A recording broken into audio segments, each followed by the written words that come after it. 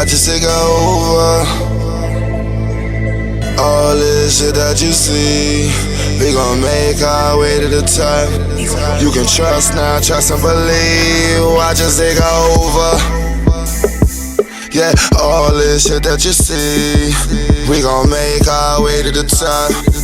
You can trust, yes, trust and believe. Watch us take over. Yeah, my dad is drumming differently. We find the wins in all the games that they try to play. We held our ground, tell our fans through the poverty. While leaders down, knowledge drown, but we find a way. Life was cold, but we made it hot. No matter how it goes, we gon' make it pop. Black is like a gold or a precious rock. So message to my foes, we gon' never stop. Cause all of us ain't ignorant. Learn the light, see the code, you'll see the difference. Cause all of us ain't ignorant. Learn the life, see the code, you'll see the difference. Watch us take over. All this shit that you see, we gon' make our way to the top. You can trust now, trust and believe. Watch us take over. All this shit that you see, we gon' make our way to the top. You can trust now, trust and believe. Watch us take over. From the land of the street lights where kids get kidnapped. Black man murdered through a white man's dispatch. But my aggression overcomes the oppression, and the fact that I can speak is my deadliest weapon. Look, this for the ghetto, shit that only we see. They take us out the streets and stash us in the OBCC. Now these shell tops slowly walk the cell block. I swear this shit can get funkier than stale socks. So I learned to be humble in this jungle. Keep some pads in my step, cause if I stumble, shit can crumble. The cops keep killing all our soldiers, trying to control the population, cause they know one day watch us take over. All this shit that you see, we gon' make our way to the top. You can trust now, trust and believe. Watch us take over. All this shit that you see, we gon' make our way to the top. You can trust now, trust and believe. Watch us take over. All this shit that you see, we gon' make our way to the top. You can trust now, trust and believe. Watch us take over. All this shit that you see, we gon' make our way to the top. You can trust now, trust and believe. Watch us take over. Peace, peace, peace. This your guy, Ty Data. Today brought to you by Universal Media Network. That's our own independent network that we're currently up and operating. This network is very sophisticated. It shreds YouTube. It shreds YouTube, and it's its rules. We're able to 24 hours a day nonstop network. It's sort of it's more closer to Comcast. It's almost like its own cable network. And it's going to be on its way. We've been testing the network as well. So this is brought to you by Universal Media Network. A lot of our people, deserve a better chance, and we deserve an upgrade from YouTube.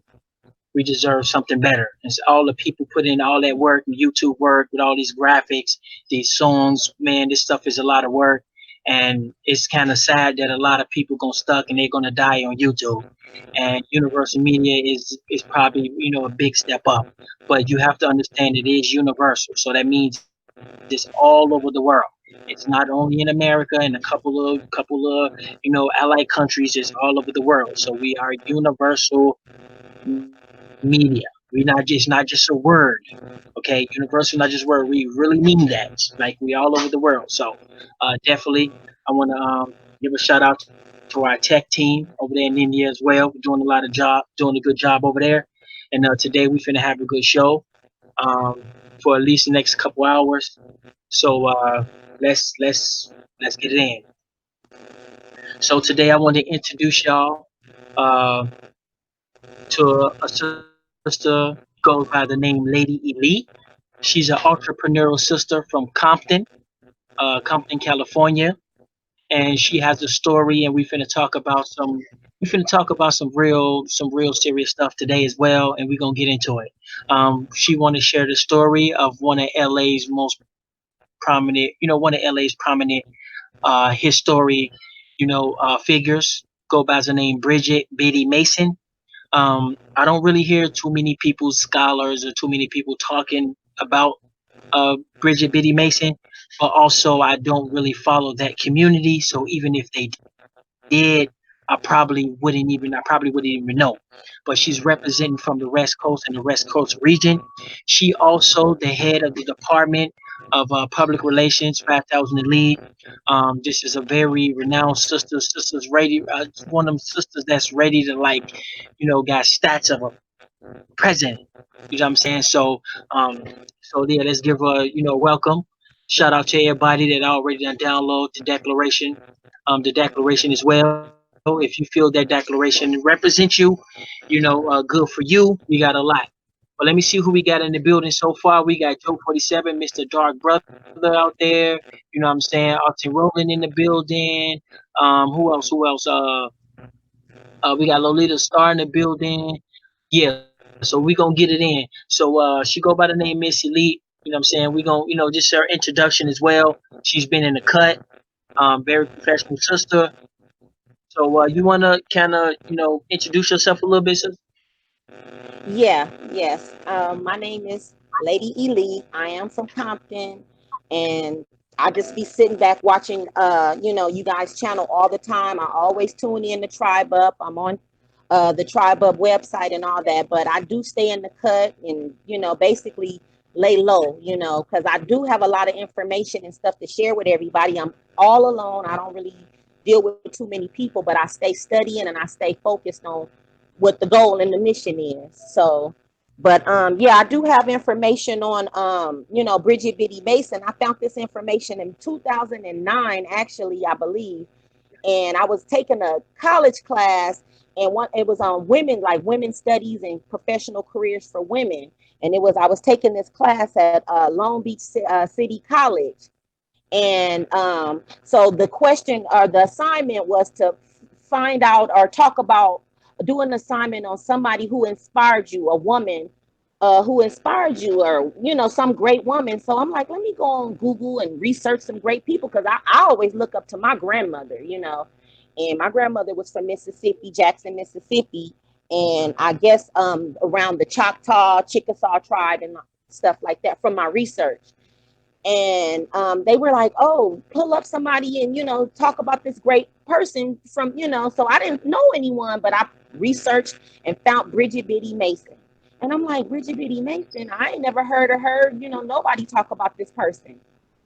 So I basically read the story, and the story was like, it just blew my mind to know that it was some so-called black woman, a slave from Mississippi, who came to California and won her freedom. Basically, she went to court in, I think, 1856 or something like that. She had been in California for 4 years, and she was brought there by her slave master, Robert Smith, and his wife, Rebecca Smith.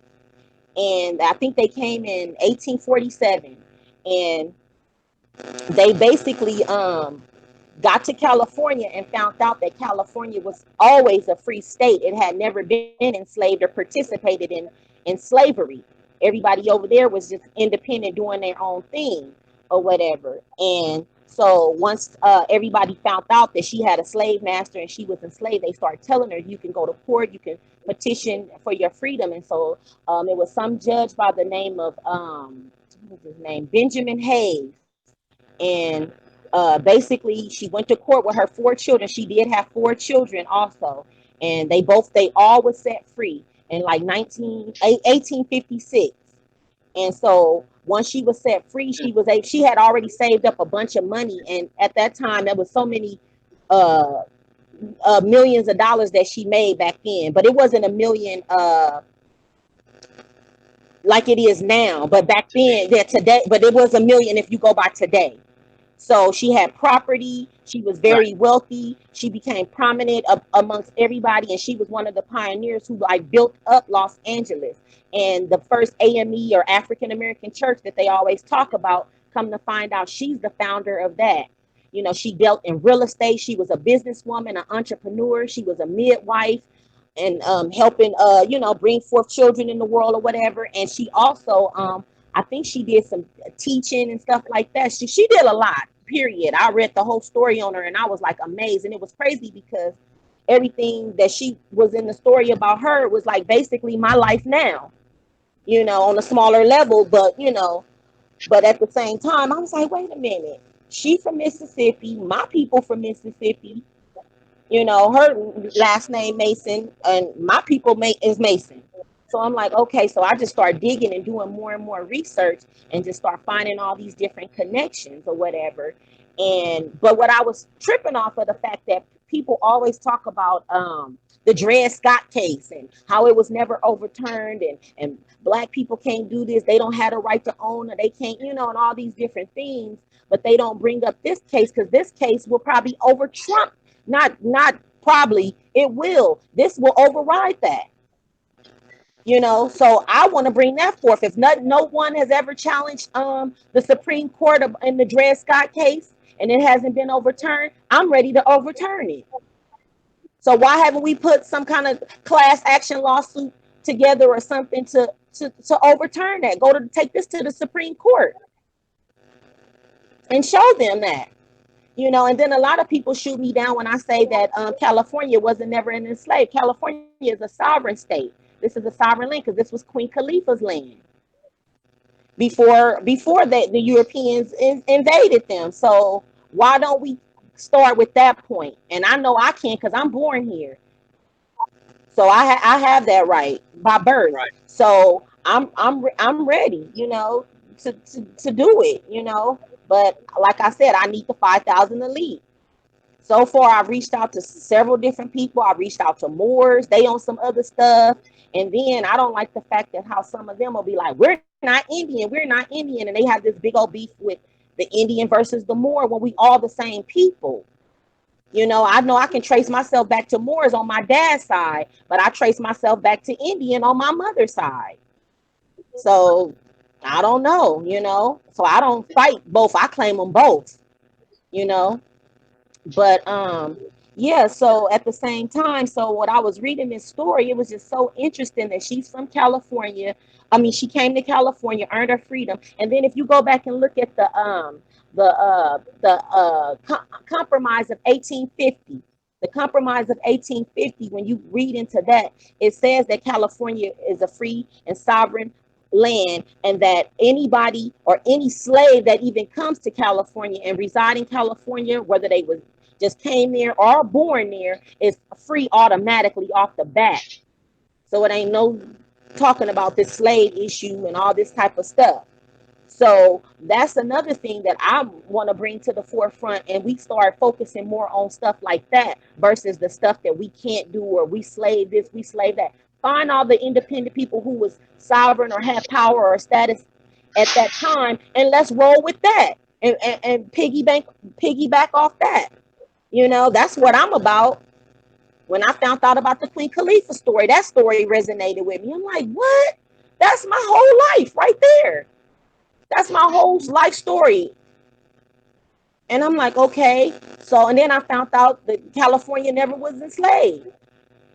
So I'm like, okay, that makes sense. And then all I hear about when I go on YouTube, everybody talking about California this, the West Coast. And they be from all over other. I'm like, they ain't even from over here. What they doing talking about over here? That's the first thing they talk about is California or Queen Khalifa or something from Compton or something from Los Angeles. And I'm like, wait a minute, we need to connect. Because you talking about when you mention California, you talking about me. When you mention Compton, you talking about me. So that's when I said, let me step up and reach out to some of these people and see if we can build something, because I got a lot of information, a lot of plans, a lot of things that I want to bring to the forefront, and it can help get us out of this situation. We don't need to be fighting over all this other stuff, religion, debating and all that stuff. I don't do that. All I do is study and focus on the facts. All I do is study government, finding out what's going on. How did we get in this position? How can we get out? How can we free ourselves from this? And it's real simple. It's real simple. We use their laws against them. Basically, how you defeat your enemy. You learn and study your enemy. The stuff is all there. Everybody focusing on, to me, on the wrong stuff. They focusing on all this other stuff that don't got nothing to do with nothing. I sit there and listen to the, all the people online and talking all this stuff. I'm like, what are they talking about? Just, you know.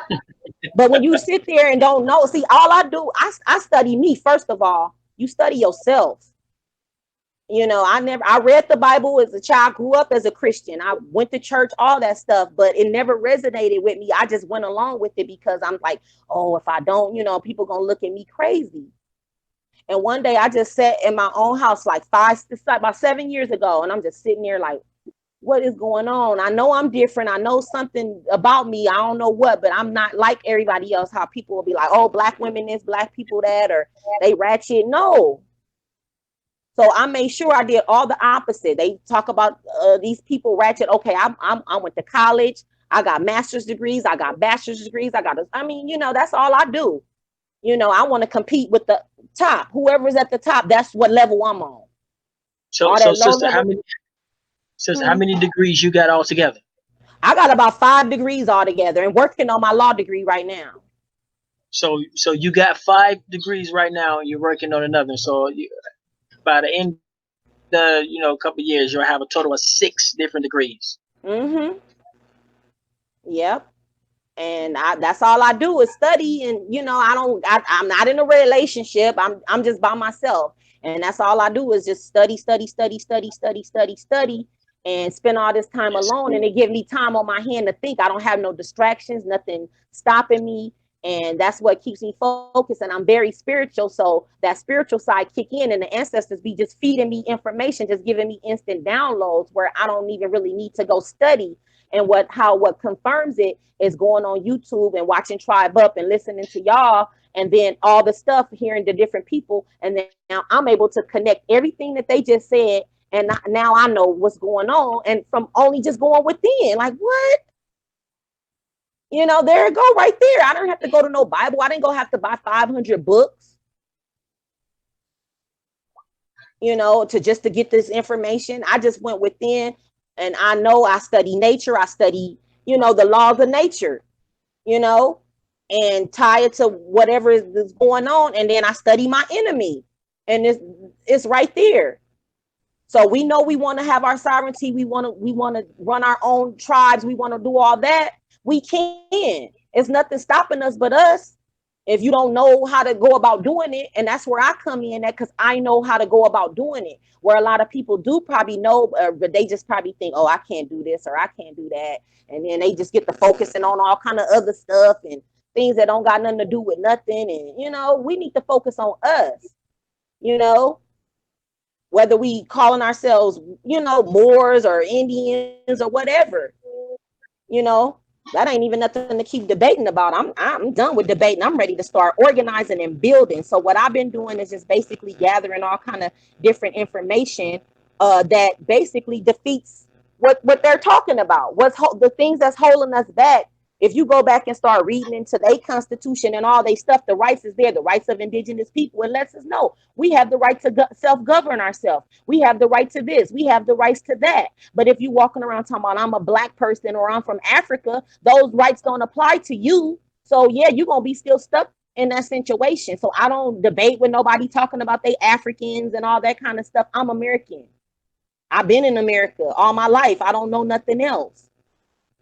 So why would I keep on fighting talking about Africa?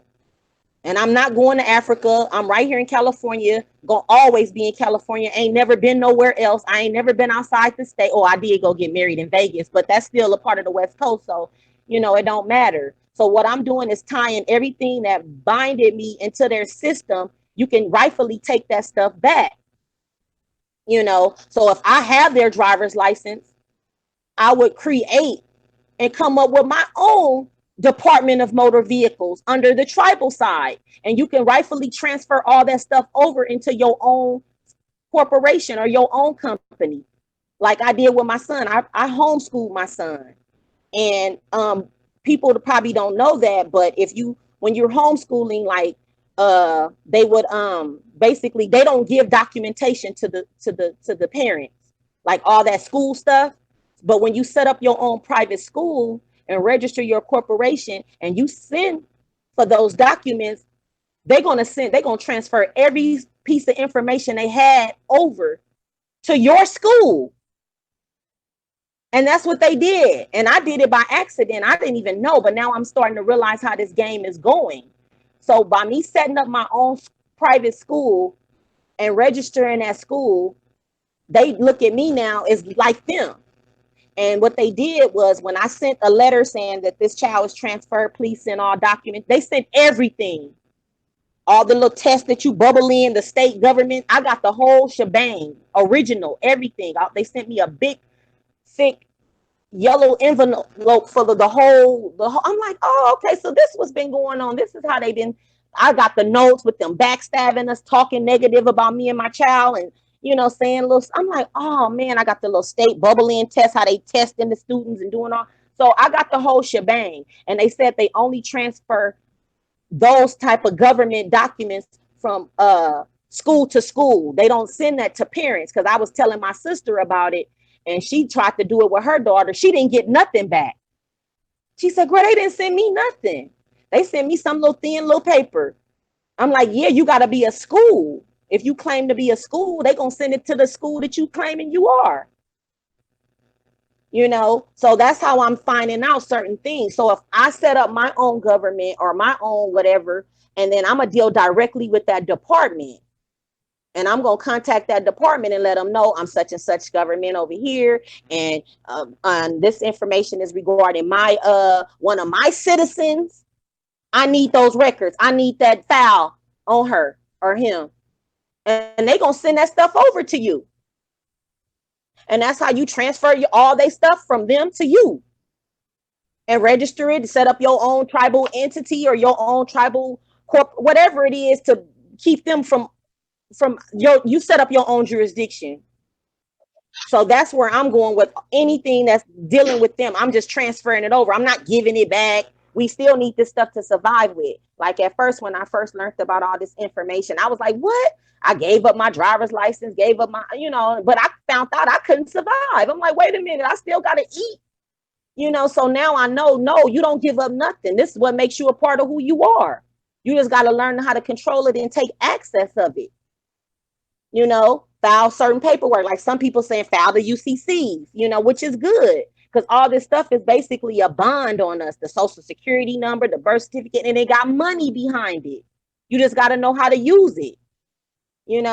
It's really nothing wrong with the system. It's just that we on the wrong side of it, some of us, and we don't know how to operate in commerce. But now you study them and you start finding out how are they operating, how are they doing these things, and owning this and owning this. And so once I start finding out, I was able to basically checkmate them, just basically off me knowing who my enemy is. A lot of us don't even know who the enemy is. We just know it's some enemy, but don't know how it connects with you personally and how to free yourself up out of that. And that's what I did. I just basically, I went to, like I was telling you, Tadetta, before, when I was in middle school, junior high school, I went to Franklin D. Roosevelt Middle School in Compton. So when you look back at Franklin D. Roosevelt, we know that he was the one in 1933 who took all the gold and silver from the sovereign people, and then they came up with the Federal Reserve and start issuing us the fiat notes and stuff like that. So that, to me, that's basically assigned to me, or on the spiritual side, to where, okay, that's what we need to do. We already talking about the money system and how all this stuff got started. It takes it back to Franklin D. Roosevelt. And I went to Franklin D. Roosevelt School, and he was the president, right? So to me, I feel like that's checkmate, because that's one of the persons or the enemies or the invaders who got us in our situation. So just by me knowing that helps me understand how to solve that problem with the money system. Then, I went to Figueroa Street School, elementary school. I was in kindergarten. 5 years old, and I found out that Figueroa Street School in Los Angeles is named after Jose Figueroa, and Jose Figueroa was the governor of California. So in my mind, that's a spiritual symbolism for me, that the governor of California, you know, he was running all of California. So that means I checkmated him. Now I'm taking California back, you know, just on the strength. That's my school. And that's how I'm gonna place my lien on those schools when I'm ready. Anything that's attached with me, my name, and the people that invaded me, you lien them motherfuckers. Create your own entity, your own trust, your own whatever. I have the right to do that as an indigenous or a sovereign person. If that makes any sense. Am I still on the line? I hope I didn't get Yeah, clicked off. Okay. yeah, you good. So You I'm good. You here. good. You Now good. I went to also, I'm from Kelly. I grew up in Kelly Park where Easy E from. So I live right down the street from Dr. Dre. He lived on the same street I lived on. So I went to Kelly Elementary School. Kelly, like I was saying, Colin P. Kelly was the one that fought in the war with the Japanese and all that. What war was that? Civil War I or II, whichever one of them wars. Two, I believe. So he was one of the Air Force men or whatever when they did whatever they did to them. And so they honored him and put him up there on this pedestal. When you look up Colin P. Kelly, it's gonna tell he was one of the war heroes and how he conquered and did whatever. And I guess something with the Japanese and all that. I forgot the name of the thing. I got to go back and look it up. But I looked it all up, and when I read it, it just resonated with me. So basically, I'm winning the wars from my ancestors on a spiritual level, but I'm on the physical level. But people don't be looking into that stuff. All you got to do is go back and look into like the streets you live on, where you grew up at, different things like that. I'm a decoder. I'm also a psychic too, you know, and I use my psychic intuitions and stuff and things that's related to me to find out about me, because it's all written. They got this stuff mapped out like a Monopoly game. They playing us like a fucking Monopoly, you know, and you got to know that. I think like them. I think militarily, period. I've always thought like that. I've been different from a lot of people, and that's why I stayed away from certain people, family, and different stuff, because they don't think like me, and they talking about I'm crazy. So at first I was like, damn, maybe I'm crazy, something wrong with me. I don't know what's going on, why I feel this way, why I think like this, you know, why am I different from everybody, you know? And I just went within, and that now I see why. Because it's gonna Everybody take sleep. somebody, yeah, everybody sleep. Yes. So I'm like, wait a minute, you know, and I just start putting stuff. So then if you go with Dominguez High School, right? Dominguez High School is my high school in Compton, right? Now Dominguez is named after Jose something Dominguez. And so when you look up Compton, it's gonna show you Jose Dominguez is what they call Compton East Rancho Dominguez after this nigga. So East Rancho Dominguez is Compton. So that's another checkmate for me. So because they granted, when they said if you've been enslaved by your invaders, they took your land from you, and if you wake up and know who you are and know that, you got the right to reclaim and take your land back, because that land was ceded to them people. They were ceding all these lands and stuff to all these people just to get these people in. They was giving them land, free land. Just here, hurry up and grab it up to get them out of here, so they and occupy the land and get them off of it. So they was having all these white people come off them boats over here to the free world to take our shit. So I'm rightfully taking my shit back for my ancestors. The tribe that was in California and all over Los Angeles was the Tongva tribe. And so I started digging into the Tongva tribe and finding out all kind of information. And I was led to that just because my son played PlayStation. And he playing GTA 5. And it's a gang of jewels in the GTA 5. I don't play video games, don't know nothing about video games. But what happened, sometime when I'm talking or thinking to myself, I go in there and run in there and tell my son, I'm like, I got to get it out to somebody. I don't have nobody to talk to, no nothing. I'm all alone. I'm just shut in by myself. And so I'm like, let me go let him know. I know he's young, but I got to tell somebody. So when I be telling him this stuff, he'll immediately, he don't know nothing about none of this stuff, but he know about video games. And when I go tell him a certain key word about something, he be like, that's in my video game, GTA 5. I'm like, what? Oh man. So they got the hidden secrets and all the stuff in that fucking video game. And so you got to start paying attention to these video games and cartoons and all that stuff. But people bypassing that, thinking about all this other stuff and debating this, debating that. I'm looking for key stuff because it's hidden right there in plain sight. So when you go back to the Tongva tribe, it tells the story about the chief of the Tongva tribe, which was a female. And it relate back to me and the Queen Khalifa stuff and them, you know, taking over the land in California and San Fernando Valley and all that. Basically where I'm at now. And so I'm like, what? And so they saying some kind of sacred place of the tribe, and the true information about this tribe is over at Cal State Long Beach. And I went to Cal State Long Beach in 2009. I was over there taking classes in social work to become a social worker at one point and everything. And so I took about 9 units over there at Cal State Long Beach. And when you go to Cal State Long Beach campus, they got the fucking pyramids on the campus, big as day. And I never understood. It's some big ass blue pyramids, and that's their logo and symbol and all that. And come to find out, that's the sacred something, some sacred stuff over there that they got in an enclosed little area about this Tongva tribe of Los Angeles. And the tribe that I'm going to resurrect is the Fernandino Tongva tribe. They have the Gabrielino, the San Gabriel Tongva, but they're Hispanics. And they said the only tribe that has not resurrected and came back into power is the Fernandino, and that's me. They waiting on me now. And so I got all the stuff together to register and put it back on the map and let them know I'm here. I'm right here. Been here. I ain't never left. I just didn't know who I was. And so I do know now. And so what I'm telling you, so it's like checkmate again. Yeah. Hey, sis. That's my university. Hey, sis, I'm about to step away for about 10 minutes. When I get back, we'll go ahead and break all this stuff down to them. Okay. Okay. Yeah. So you just go ahead, just do you. You know what I'm saying? You know, the people's feeling you out there. You got about 55, 60 people watching you right now. So just go ahead. Leaving me alone? Give me something to talk about. What you want me to talk about? I mean, you can just go in. You can go in on the Bridget.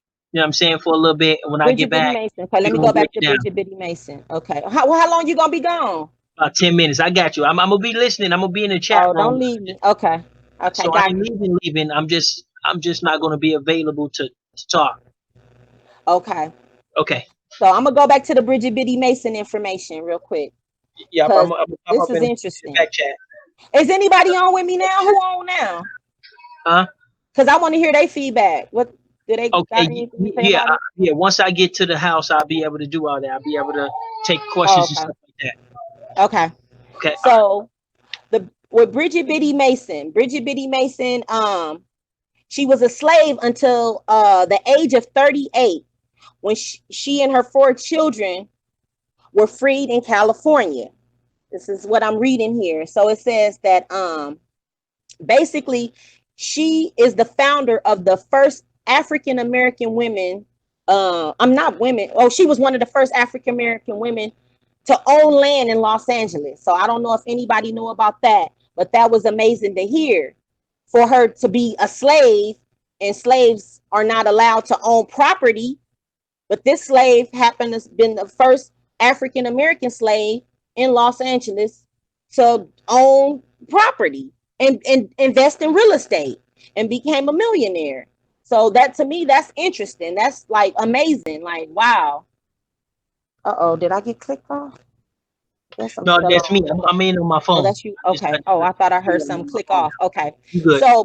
So basically what I'm saying is, if they have this Dred Scott case and saying that let me pull up the Dred Scott case. Let me see if I can pull that up.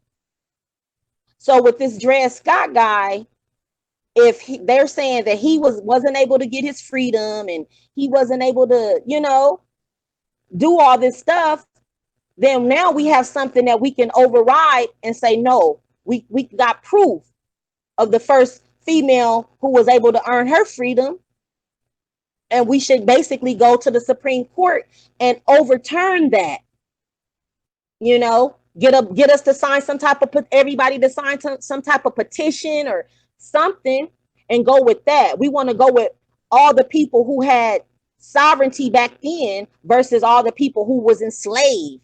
I'd rather talk about the heroes or the, historic figures who was making moves back then, So that's what I'm going off. I don't have no type of slave recollection in my body. I don't resonate with that stuff. I don't know nothing about that. So that's where I'm at with it. I don't know.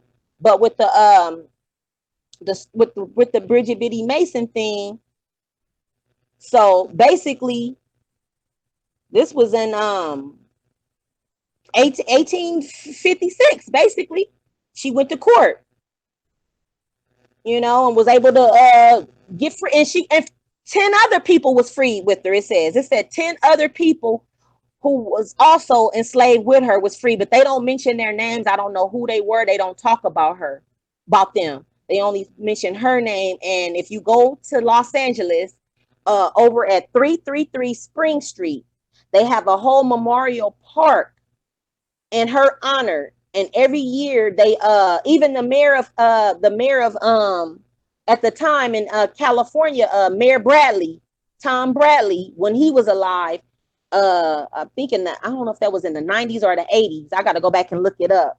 I don't have it in front of me right now. But he was able to even get some stuff going in her honor as well. So a lot of people do know about her in Los Angeles, but I'm trying to get this stuff out worldwide. More people need to know about this. And, it's not, I don't even think she's in history books or nothing like that. They don't even mention this stuff in public schools and stuff. So that's where I feel I come in at. And, to bring all this stuff forth, because it's a lot of hidden jewels and stuff that people was missing and bypassing. And I'm just ready to bring this information forth. And I believe this will help basically free us from a lot of the stuff that we've been put into, just by knowing this information to me is powerful, and that's where I'm at with it. So let's see. What else here we have?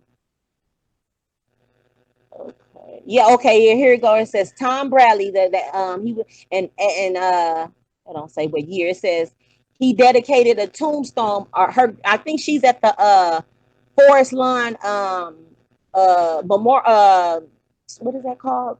Grave site or whatever. She has a tombstone and stuff there. They honored her with that because I think after so many years, 100 years later, they said they went on and honored her. Mayor Tom Bradley, who was the mayor of Los Angeles, I believe, some years back. They put that thing together for her. So I don't even know if anybody know about that. So let me see what else it says here.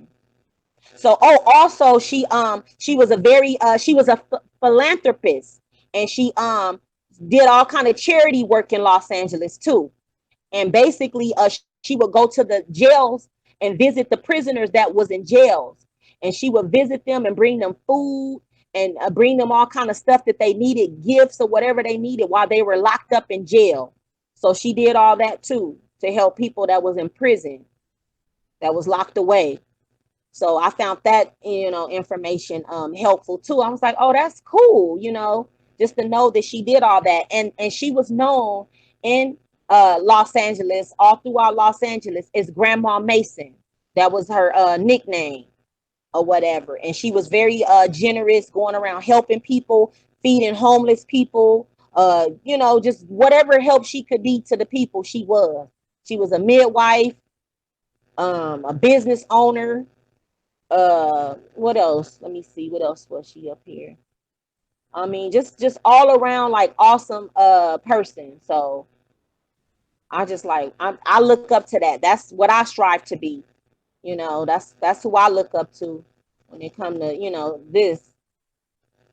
So let me see what else it says here. Oh yeah, and I was looking into some other stuff too. A few days ago, I found the video on YouTube. I'm a send you that link, Tadata. Let me see if I can probably log in now. Let me get on the computer. It says Mississippi to Africa. It was some type of video, but anyway, they was breaking down that some guy who was a slave master. I forgot the name. Let me see if I can pull it up. But basically, it was just basically saying that what happened was they were taking slaves from America, sending them to they sent them to Liberia. Liberia. The people from over there, the people that was in Mississippi. Ross, somebody named Ross. Let me pull up YouTube. Somebody named Ross. Let me pull it up.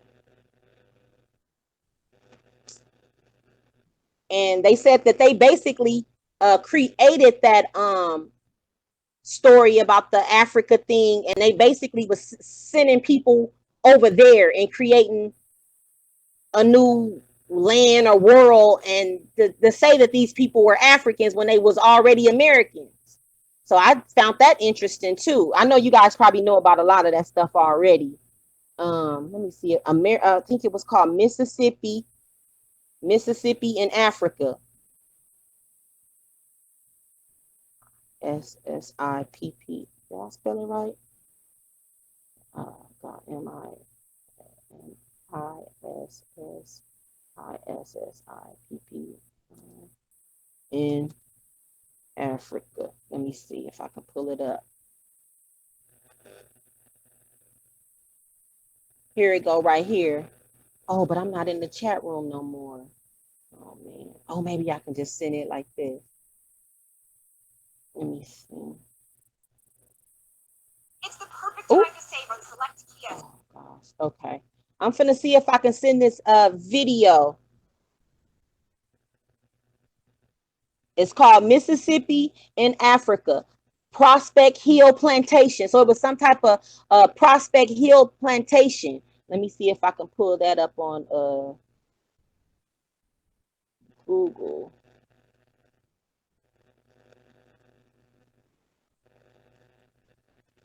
And with this guy, he was a slave owner in Mississippi.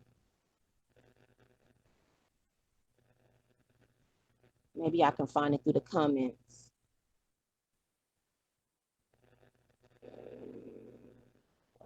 I don't think I can.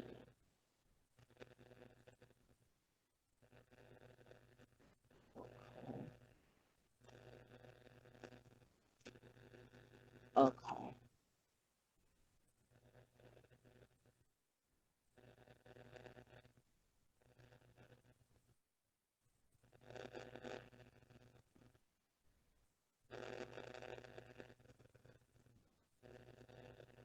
Okay. So anyway, with this guy here, he was I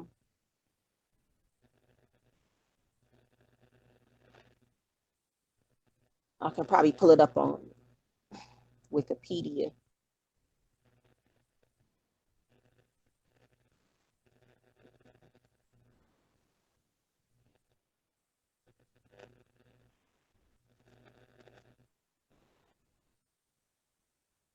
Prospect Hill.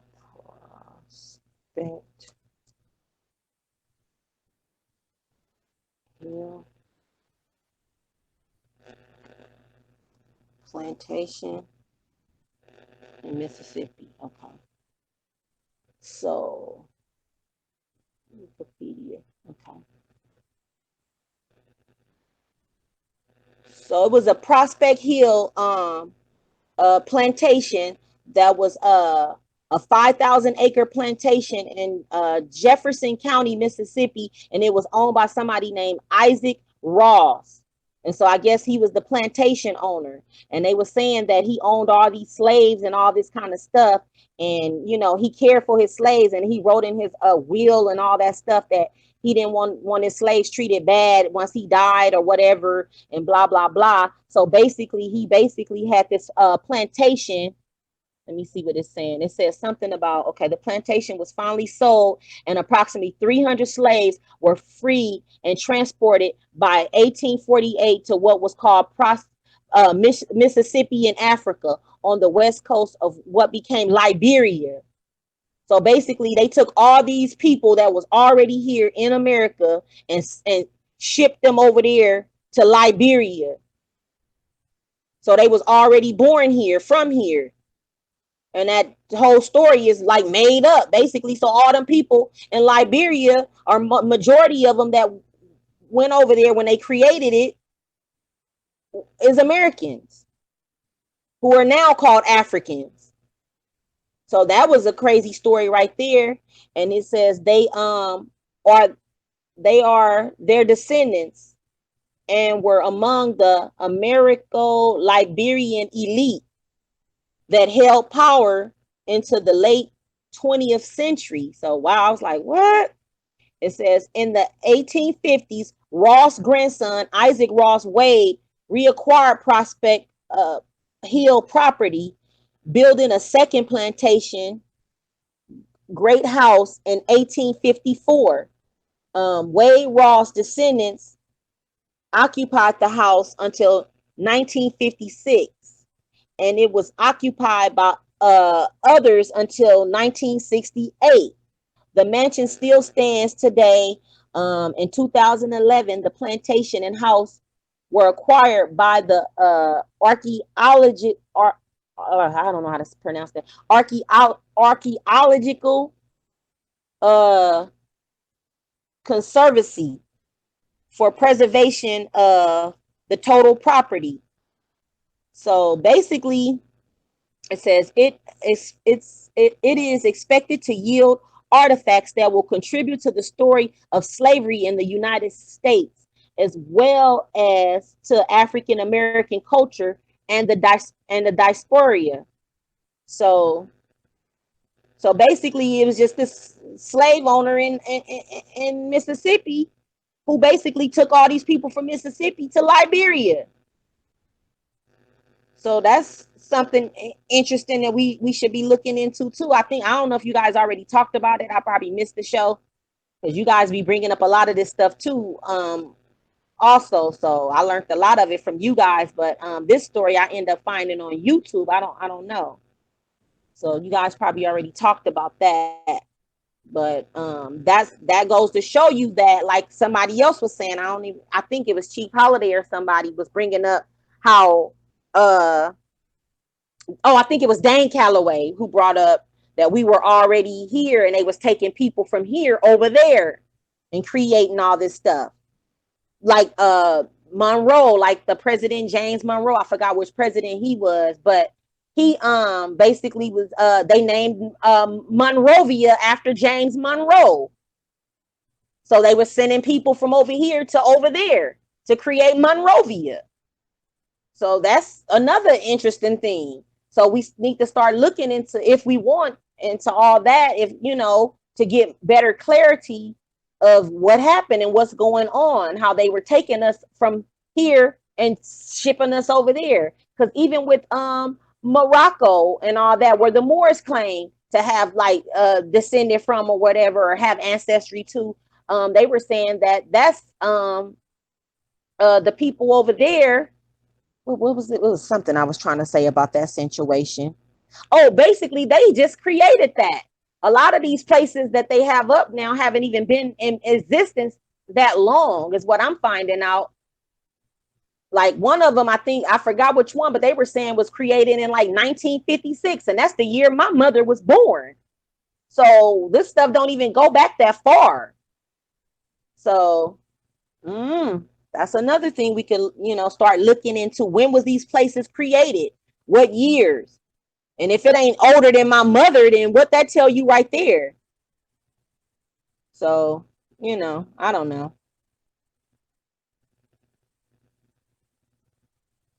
Let's see. So yeah, that's interesting. I want to try to put this in the let me try to see if I can log into the how do I log back in? Well, I'll do it later. So let me see. What else can we bring up? So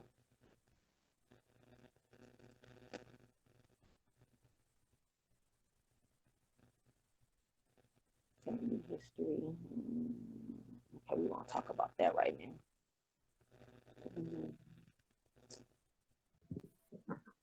I'm still here. Hello. I was gonna send you that link. Look, I found this website, not website, but this information is called Mississippi in Africa. Have you seen that or heard about it? Prospect Hill. Never heard of it. Okay, in Mississippi, they were talking about this guy named uh, Isaac Ross, and he owned uh, a part of Jefferson County in Mississippi, and it's called Prospect Hill Plantation. It was a 5,000-acre plantation, and he had all these slaves on the plantation. And but they said he was a good man and was treating the slaves righteously or whatever. But his family, once he died, was like trying to treat them bad. And he put in his will before he died that he wanted to have these all these slaves sent to Liberia. So 300 slaves was sent to Liberia in 1848, and it's called Mississippi in Africa. So basically, all these Americans was shipped over there. And I believe Dane Calloway or somebody else mentioned that. I forgot who mentioned that before. And so I came across this story and I'm like, what? It's on YouTube. I wanted to send it. I'll Yeah, probably I heard email that you. story before. I didn't know they. I never heard nobody really say they was from Mississippi, but I know Chief Holiday talk about people going over there. Everybody do. Everybody talk about people going over there to Africa and starting Liberia. So that's something real common that people hear about. But nobody never really mentioned exactly how it happened. You Yeah, know. Isaac, somebody named Isaac Ross, and he was running these slaves over there on that plantation, Prospect Hill Plantation. So he is one of the ones who sent these people over there to start them off over there and You just say they're Africans. hold on. You saying he did or somebody did after he died? You He wrote saying? it in his will. It's in his will to what to Oh, do with the okay. slaves once he died. And I have the video of somebody named what's his name? Jerry this He wrote video in his will to send them to Africa. to send them to Africa to start Mississippi in Africa. So basically all these people is related to us. Those are the people from here that went over Oh, there. oh, And then okay. Monroe, James Monroe was one of the presidents. James Monroe was sending people over there to Monrovia. They created Monrovia. All these places wasn't created that long ago. And one of the places was created in 1956. My mom was born in 1956. And that ain't been that. My mama had me at 16 years old. That ain't been that long ago. So they basically creating, if we start looking into all these places, when were they established? When were they government set up? It's going to start showing and telling the truth on what's going on. Them places didn't even exist back then. So, you know, yeah. And so I'm finding out the names of the key players who were involved just by on a spiritual tip, just by looking into stuff that relates to me, where other people looking at the wrong stuff. So we want to get to the bottom of it. So the best thing to do is start looking into certain things, certain key words, if they, if the spirit leads them to that. But I don't know, Right, somehow it leads me to get right to the point. We right. need to know exactly who the enemies are, who did what, and Right. challenge them and stuff. All right, And let me and say peace that'll to the chat real quick. Peace to the chat. How everybody doing out there? How's she doing? This is her first time on live. I spent about an hour showing her how to do this stuff. So, um, So yeah, so she a little nervous, but Yeah. she's going in. So the people are feeling you. They saying, you're going in. Yeah, it's yeah.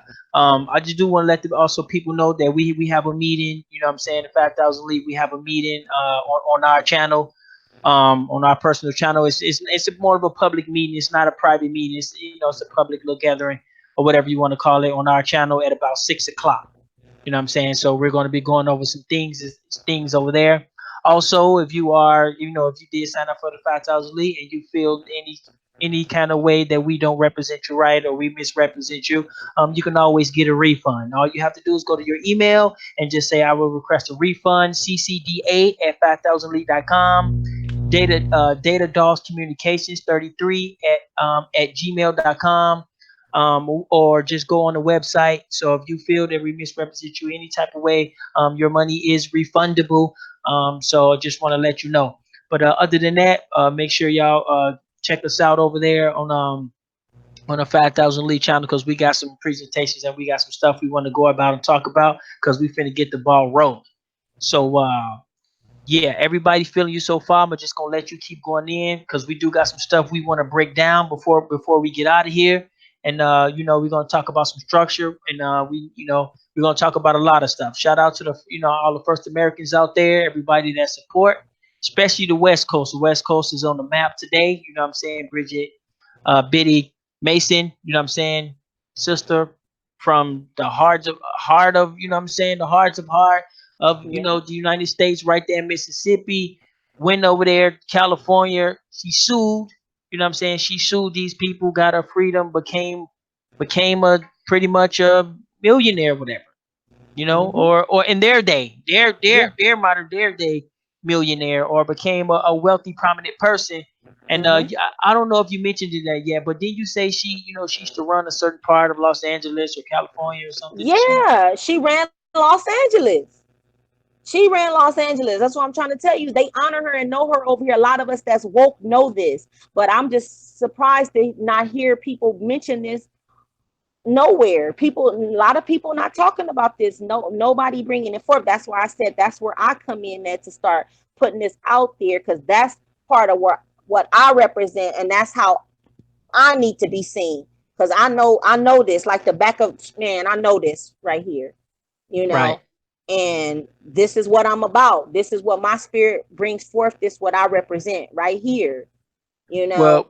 Well, we definitely, what I'm saying, we definitely, I guess feel honored, for our professional people and our hardworking class people, to come out and, pretty much participate and allow us to help them and also help us as well. You know what I'm saying? We wish we Mm-hmm. had a lot more of that, but this is one of them sisters that, that actually willing to help us or have help, but we can't do it by ourselves. It's gonna what I'm saying, it can't be done by ourselves. It's all of us together.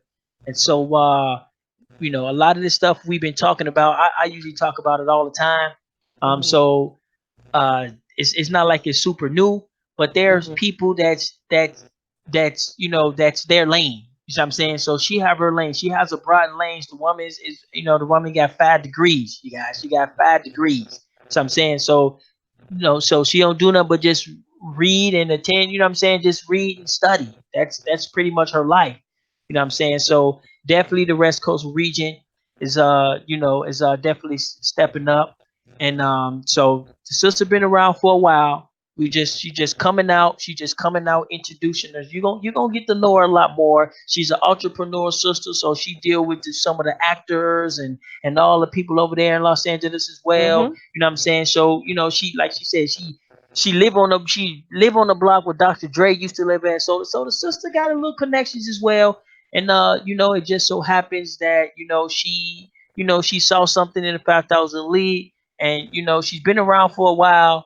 And yeah, so we're about to start putting things in order, start putting plugs in walls. It might look a little strange for a lot of people for a little bit, but you'll get it at the end.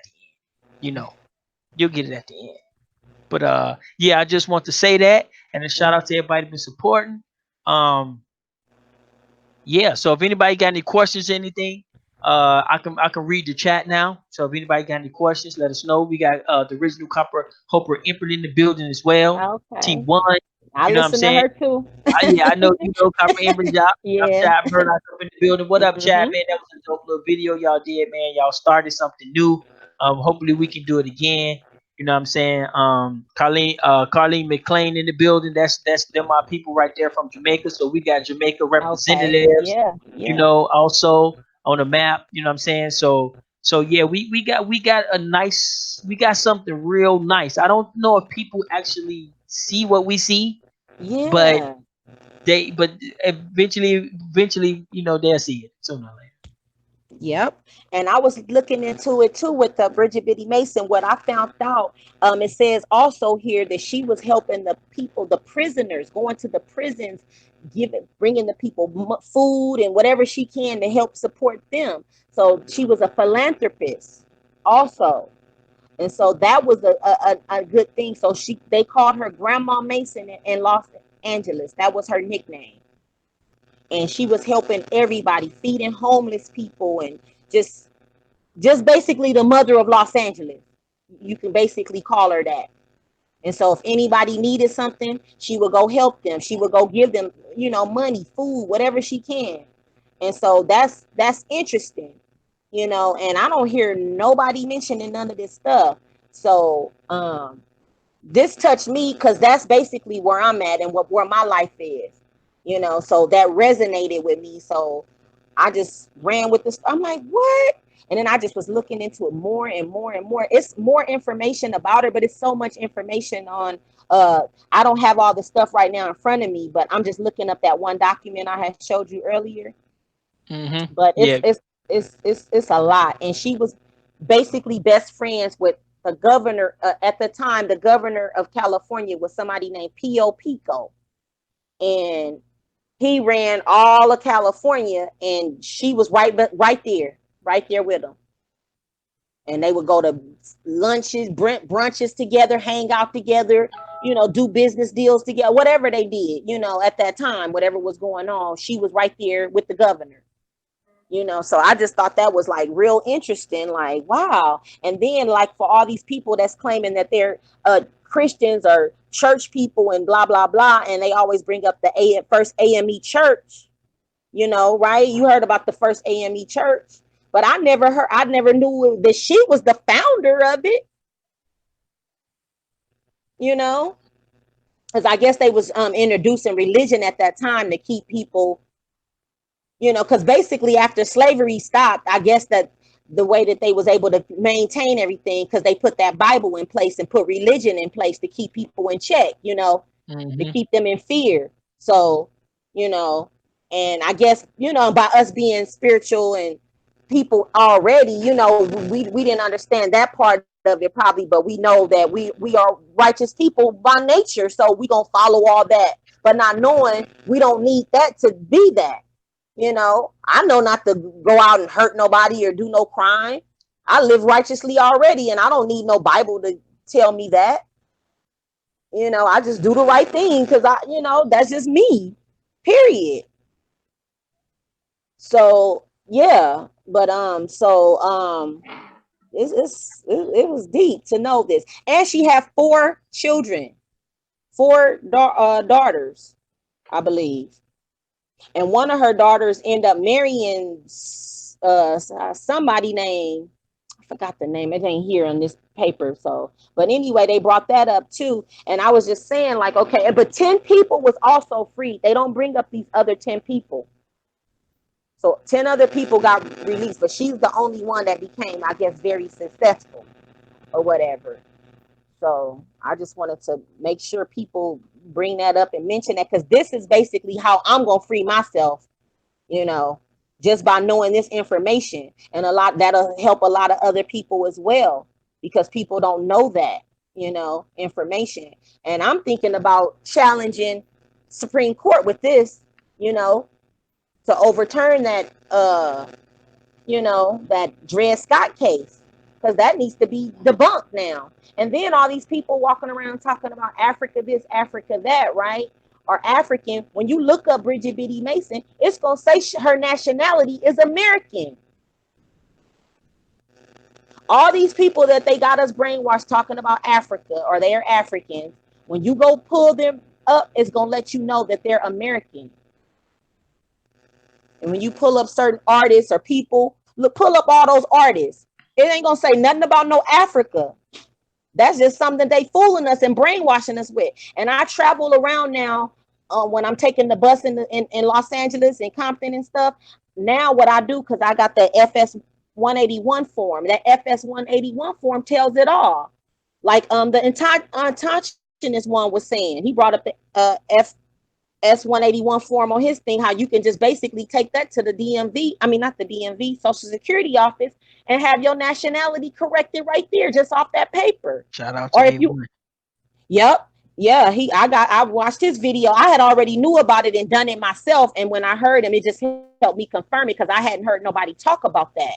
So I didn't know if I was doing it right or wrong. And he mentioned that, yeah, he did the same thing. You just use that form and change it. It ain't, because basically it's all in your mind. Because at first, before I really knew how to do it, I knew all the information, but I was contacting people like Asir the Duke of Tears. A few years back, I contacted him by email, like, hey, Asir the Duke of Tears, how do I get my, do this and do that? He never did really help me. He just sent me some like real vague email. And I just was like, okay, I left it alone.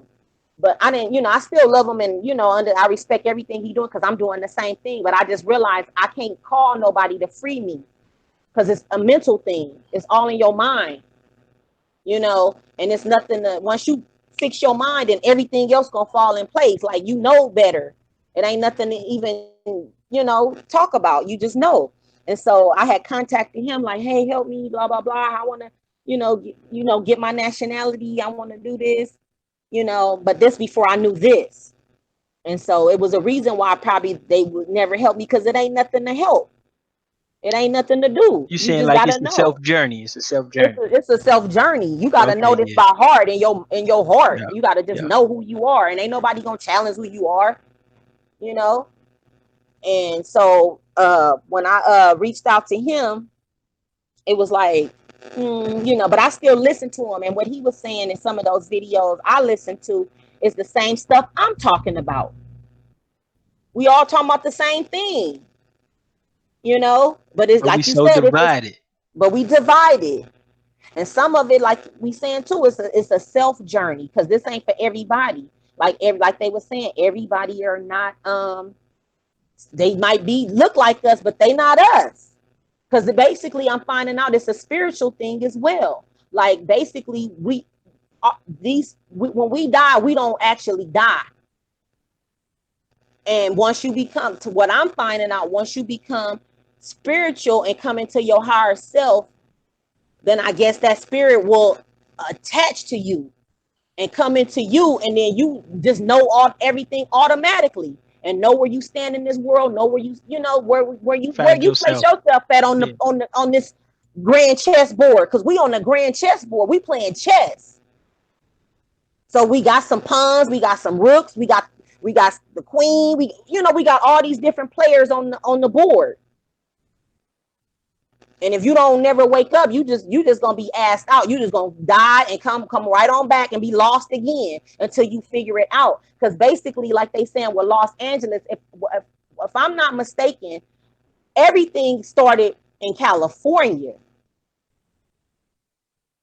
And what's going on is they branched out. Because see, even the area where I got my business set up at, the Crenshaw area, where you send me the 5,000 elite card and stuff, right? And that area, that's basically a sovereign area. That's the richest and wealthiest part of Los Angeles. That where Nipsey passed, that where they talking about, that's a historic landmark over there, that area. And that area relates back to like the Queen of England and all that shit. That particular area right there. And I didn't even know that. I basically started doing some research and found out about 3 years ago that that's what that area was. But I didn't even know that when I went and set up my mailbox and all my information in that area. Something drew me to that area, and that's the area where I said I'm gonna set up shop and build my little stuff over there. But I didn't know what I was doing.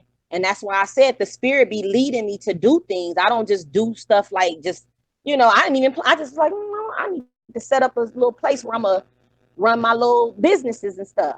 And that's what I did. And come to find out, I started researching and found out, I'm like, oh my gosh, I didn't even know. And that's why they probably did whatever they did to him, because they finna do whatever and gentrify that area and take that land over there back and put people out over there and do whatever they gonna build up to make all their money and stuff.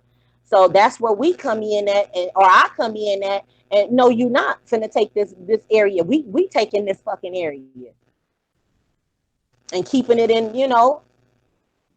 with our people, So yeah, so I was just like, it's crazy. But I be just making connections with stuff, different things like that. But like I was saying about that Tonga tribe, that's all over Los Angeles. And just by me Googling all the areas that I lived at, because I remember all the areas where I lived as a child, all the way up to now. I know every address I ever lived at as a kid. And this stuff all just came back to me through, because I don't know nobody that remember all that. But when you go back and study California, that symbol of California, when you look at that great seal is a woman on that seal. And that woman, she has like the bear and all these different little symbols in the background. When you're looking at it, she got her shield and she got her little staff or whatever she got in her hand. And that is California. They basically talking about that's Khalifa, right? And they know this is her land. That's the hidden secret. And so when you look up, look at the flag, California has that flag. It has the bear on it. And that bear represents the mother. It represents the mother, mama, the goddess, right? Because, like a mama bear gonna protect her little baby cubs or whatever, her, Chew your ass up. So and she Khalifa was a brave woman, a strong woman, and she was alone. She didn't have no husband, none of that. You know what I'm saying? She was all by herself. And that's how I find myself, like the same way. I'm soft. I ain't no man or nothing, but you know what I'm saying? I'm just a firm person and know what's going on, and I ain't playing no games. And when you look at the star on there, it got a star on there. That star is lining up with the constellations in the sky, and it's talking about something about it's a star constellation that goes back. And when you look up Kali, the goddess Kali, who they talk about, it relates back to that star. But back to the picture of the woman is one of the goddesses, and that goddess is Minerva.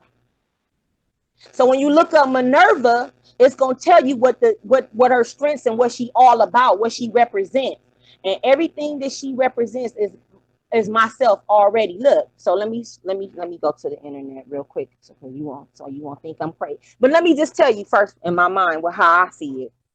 So it says Minerva is the goddess, because I'm not good at this. This is my first time. I'm new. I don't know what I'm doing. I can tell. I'm just going. You good? And then go you got ahead. me live, and I don't know what oh Lord have mercy. But You I'm gonna good. just go. So Lord have mercy. I don't know. Okay, but listen. So it says Minerva is the goddess of strength, of wisdom, of strategy, war, arts, crafts, and all these things, and schools. And I'm cold with the schools. I done went to almost every damn school over here and got a degree and all, you know what I'm saying? Or some type of education and training in that shit. Them are my damn schools. I'm taking them schools back. Oh look, repeat that one more time. Repeat that one more time, because I got a question for you. So, somebody got a question for you. What did I say? I don't know which part. About the school. Minerva. Minerva, let me tell you about Minerva. Okay, Minerva. Now listen, this is what Minerva is. Hold on, is that her name, or what are we talking? This is her name, and this Okay. is her land. This is all about her. This is the spirit of it. What this country is running off of. What it's running off of, right? And she represents strategy.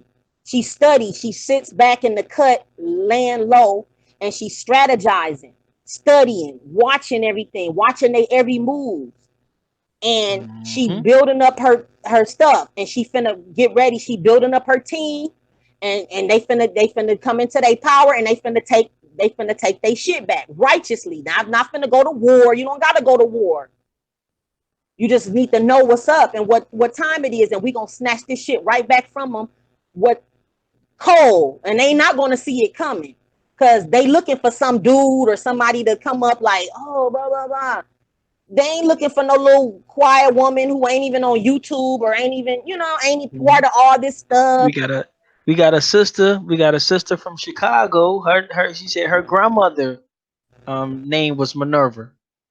Oh, what? See, Chicago. See, that's what I'm trying to tell you. I'm connected to Chicago too. They said anybody that came from Chicago most likely is Mississippi too. They both connected. Mississippi and Chicago go together, just like Detroit, Michigan, and Alabama go together.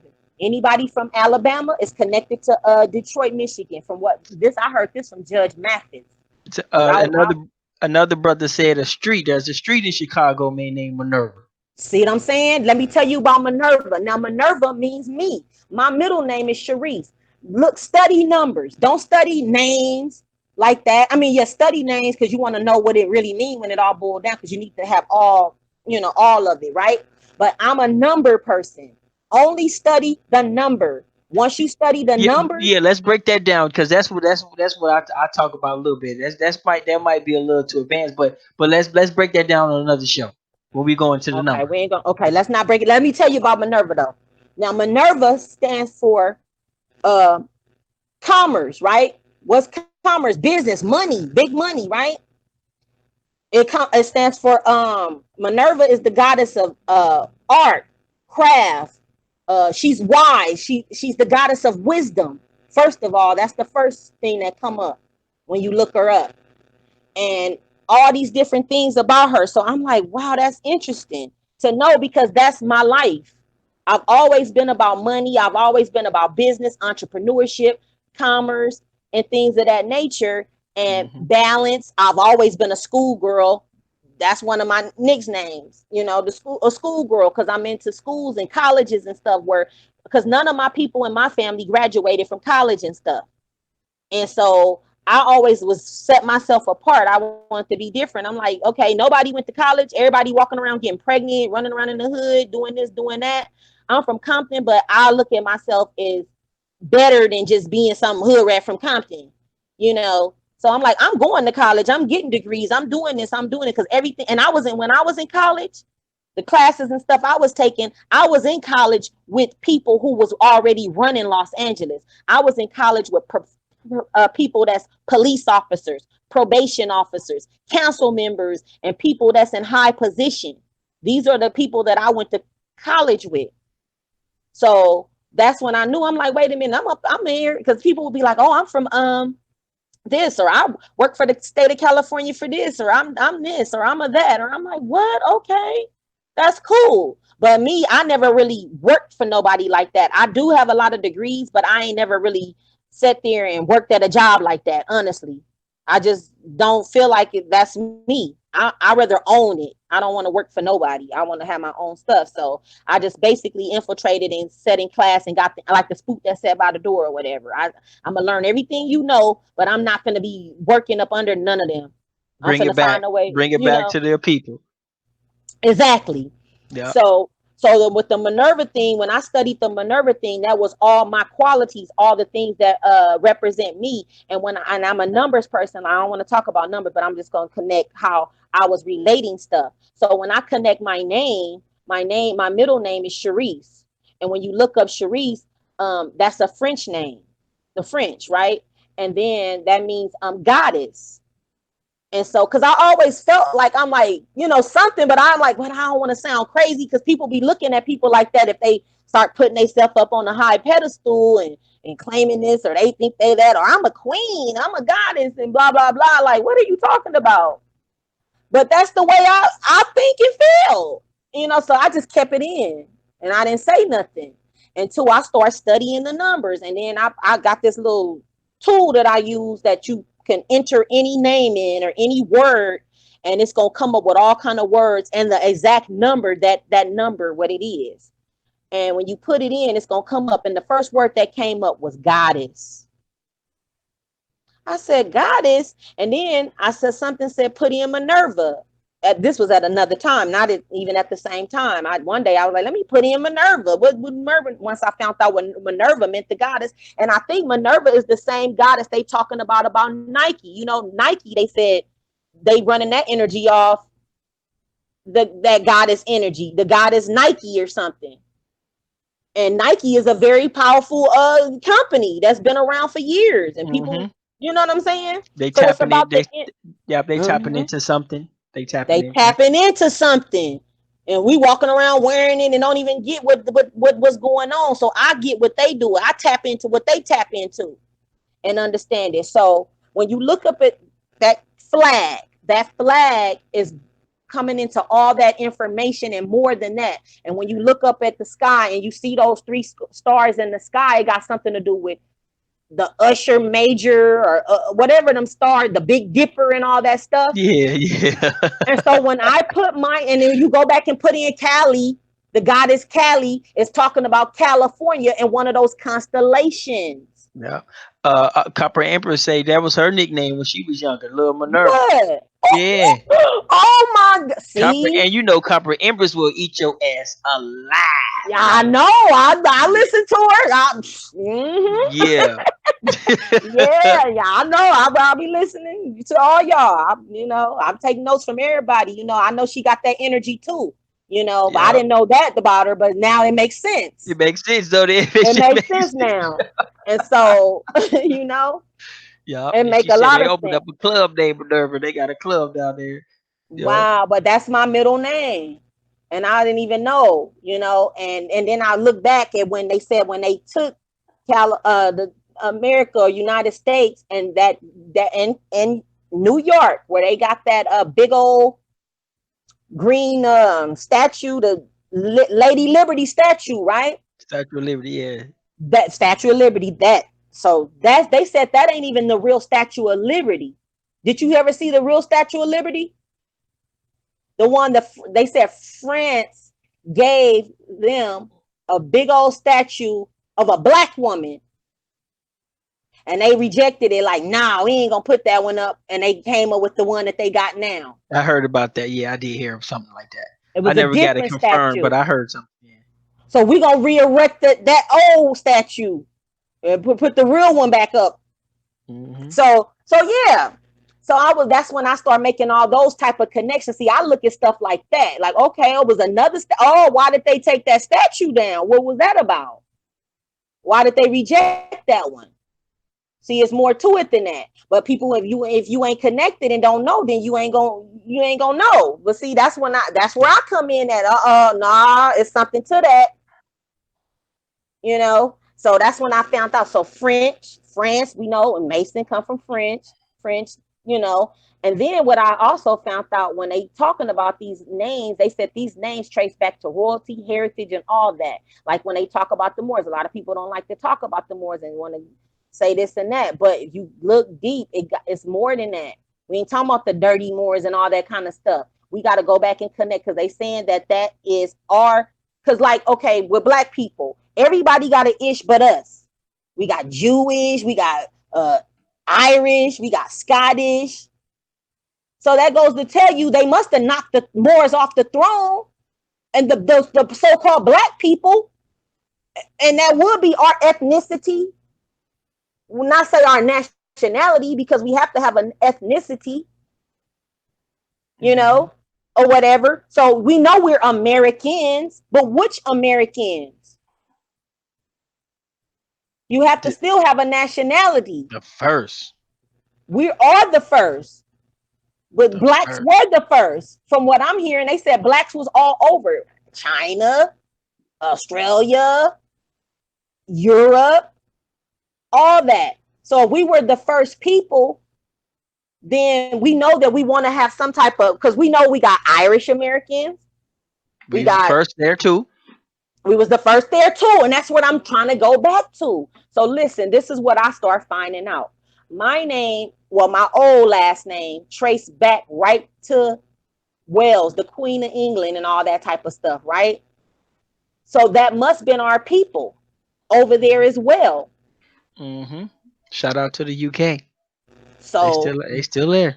They ain't going mhm, nowhere. They still they there. ain't going nowhere. So Let, those let- people was okay. I was Go gonna ahead. say let's break a little bit of the structure down, because Okay. we gotta get this meeting going in Okay. about a half an hour. If you wanna kind of kick it off there, you know what I'm saying. Those of you who those of you who don't really understand structure, don't understand what's going on, we're gonna break it down a little more legal level on the things and the goals that needs to be accomplished. Mhm. As you know, we talk about the declaration. We have our different regions. Each region I was broke down for a different reason.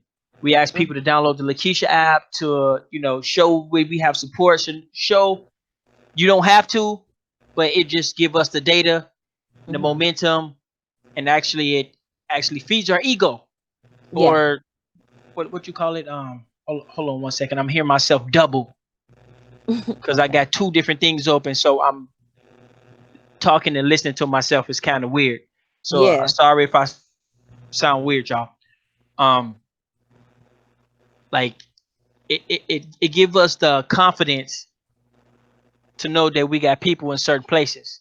Mhm. But she's gonna break some of this stuff down legally to you and not mythological, because the sister got degrees.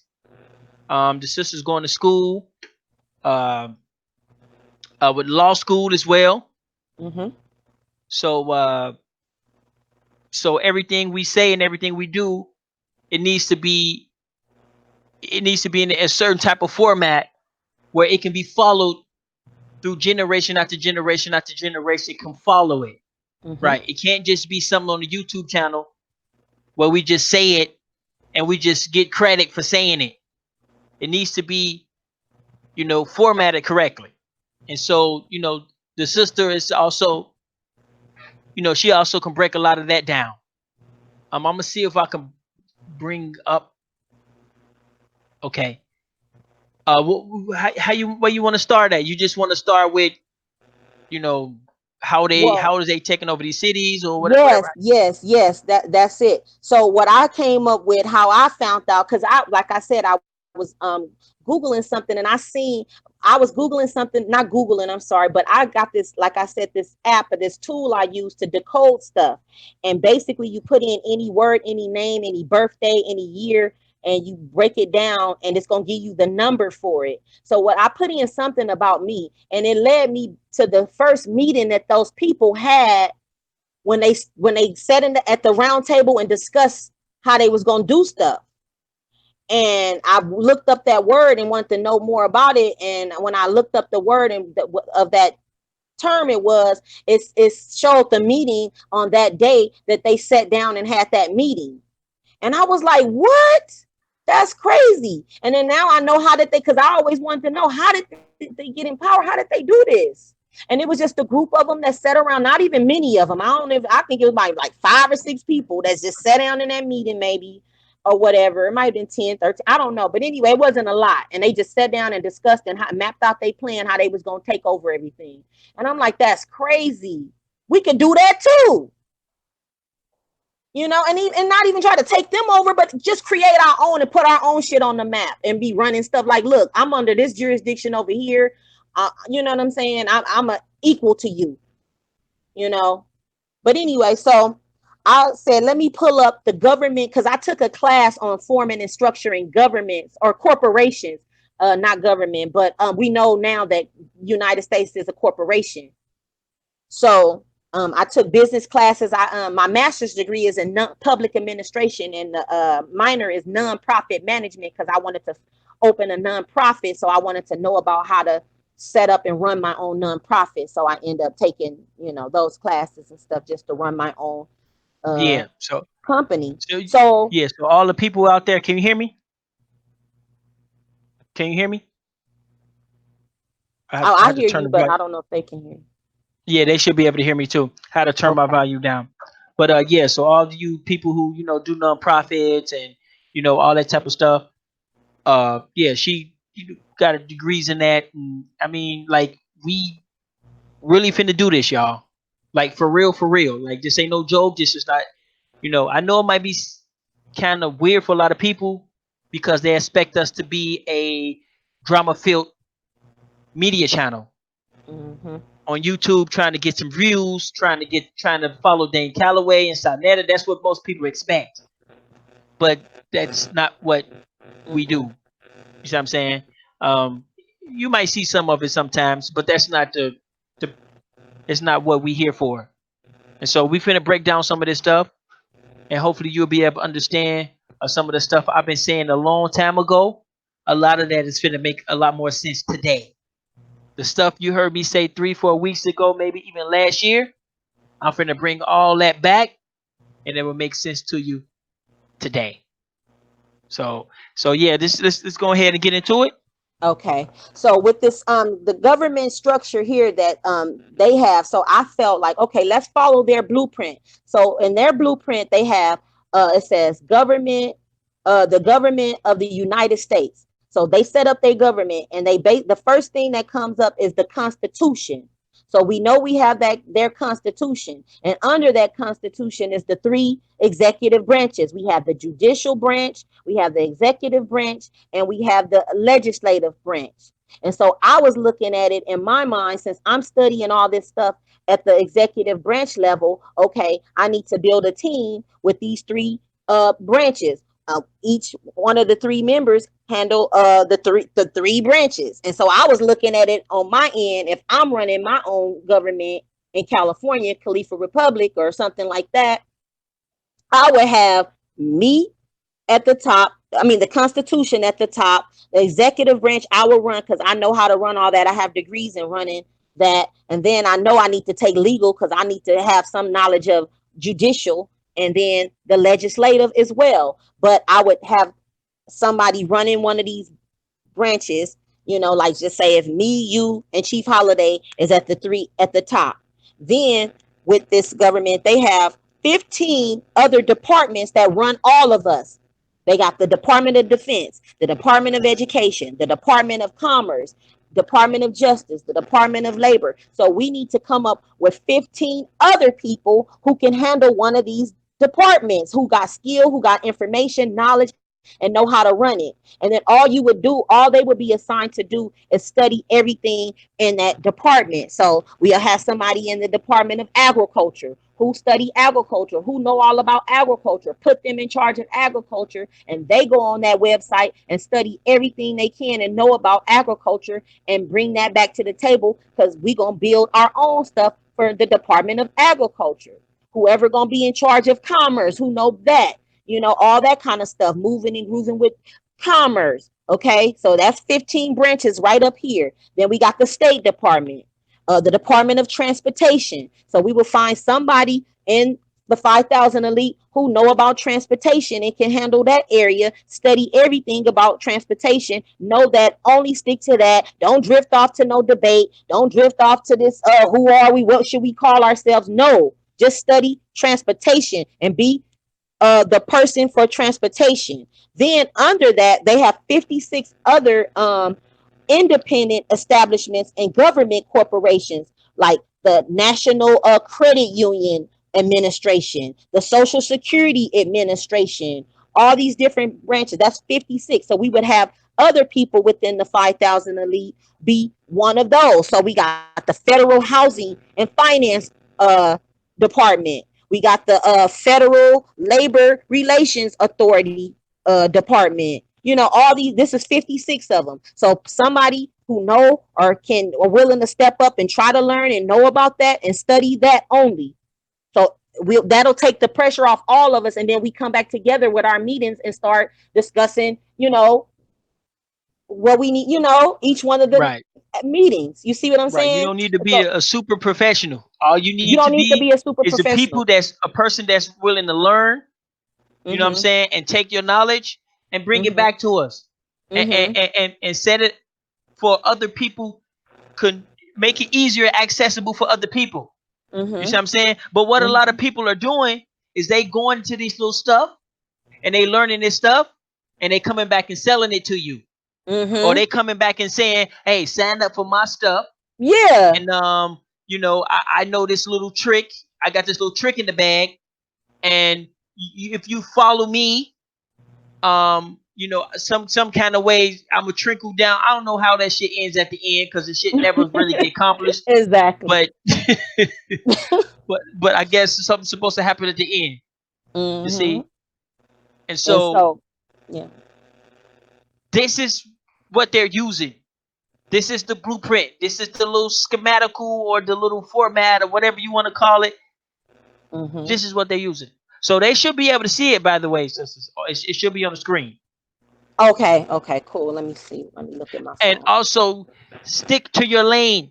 Your Mm-hmm. solution is in your lane. Mm-hmm. Master your lane. So Mm-hmm. each one of these people or labels have a master. Mm-hmm. There is no master of all. You ain't gonna catch me in the conversation with what is it, agriculture. I'm going to be listening to you and giving you some feedback on what I heard.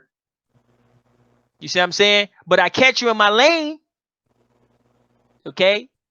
Then I'm a whole nother person. So definitely, it is not that difficult. It just takes some organizing, Mm-hmm. and some people that have the same interest. It's not for you. You might not even see what's going on. You might not even ever feel it. But you know who will? Those babies is. Your babies, and your babies is going to grow up with a app they can download or a situation that's beneficial for them. We lost ours. We dropped it. Okay? We dropped it. It's not for you no more. You ain't gonna be owning uh no jumbo jets by yourself. You might be flying in them, but you ain't gonna be owning them by yourself. You lost. So now the only thing we got left to do is to make sure those babies have a leg up, have a pedestal, have a steps to climb. That's how this works. I know a lot of people in bad situations, and they feel like, oh man, I need that money now, bro. I get my lights cut off, bro. I need that money now. I'm sorry, bro. We can't help you. But what we could do is we can set up some stuff where your kids don't have to go through that. And this is where a lot of people get misconfused at. And a lot of people don't really understand that because they want it right now. They need it right now. What type of scam you got right now? What type of little nicky nacky carrot on the stick shit you got for me right now? Bro, I'm sorry, bro. We can't help you. But by the time your 7-year-old or your 13-year-old, get to your level, we got something that they gonna be able to feel, you know. Mm-hmm. And this is kind of difficult to deal with when you're dealing with people in need today, and we don't have nothing really to help you right now.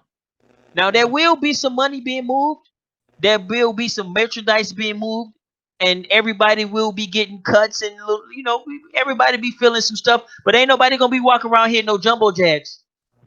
And you had a Pinto last night and a Lamborghini this morning.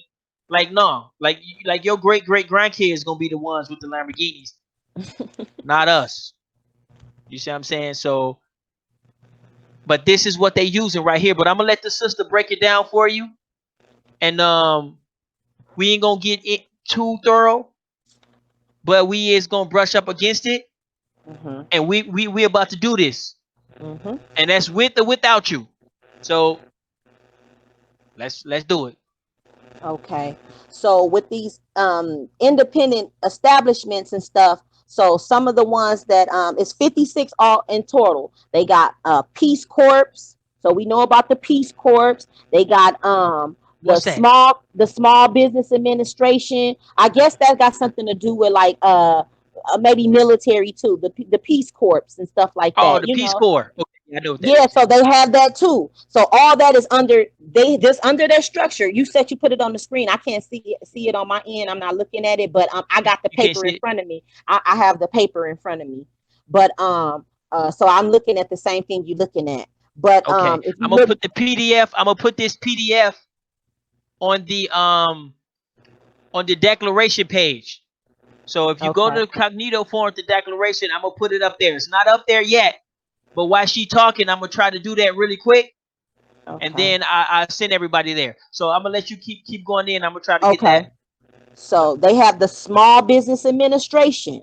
So that's something that we need too. We need somebody to handle the Small Business Administration and only study everything about Small Business Administration. So you want to go to that website on Small Business Administration and master and study everything about it and be in charge of the Small Business Administration. So that might be somebody that into business and knowing about business and study everything they can about small business. Then we have the United States Postal Service. That's another independent establishment and government corporation. So we need somebody to handle the postal United States Postal Department. So that person would study everything about the post office, and we know the post office run everything, because we Yeah. need to mail our stuff. And I found out that one of the tricks from one of the Moors who taught me how to mail stuff. I mail stuff all the time, and now I don't even have to pay for package mailing stuff. I mail stuff for free. I used to have to go in there paying all that money because you're not supposed to use the regular USPS to mail anything because that's the corporation. They have two separate government post offices: the General Post Office of the United States of America, and then the USPS, the Postal Service. So we don't want the Postal Service. We want the General Post Office, which allows us to mail things all over internationally through the United Postal Union, and we mail all of our stuff free with our own stamp, our own signature signed in red ink and your thumbprint in red ink. And you put that on there with a little seal and you send that in the mail, and they have to mail it by law. They have to do due diligence. You don't have to put no stamp on it. You ain't got to worry about getting it rejected or returned back to you. It's going to go right to that sender. Whoever you put that, just drop it in a mailbox down the street or wherever, and it's going to get there.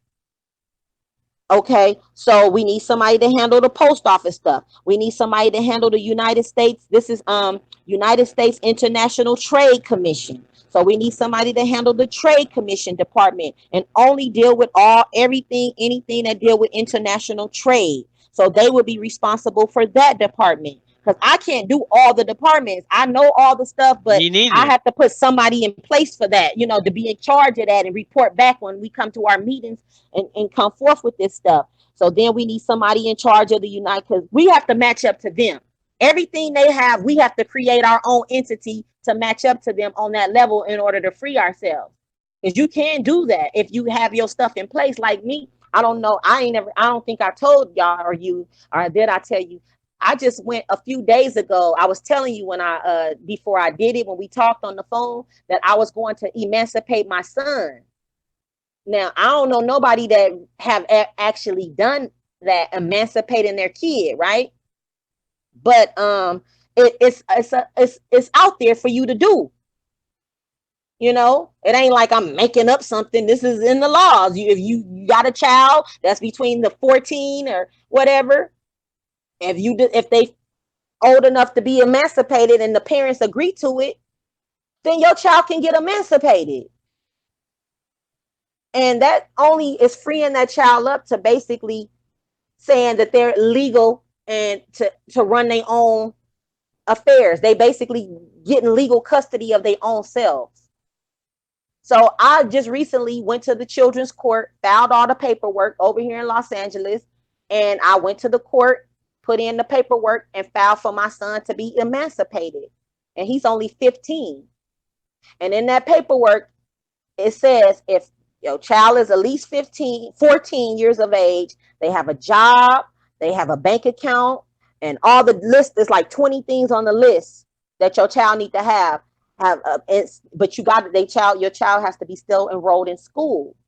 Now, my child went to homeschool, so I just graduated my child earlier and gave him his diploma and all that this summer. So he's finished with high school.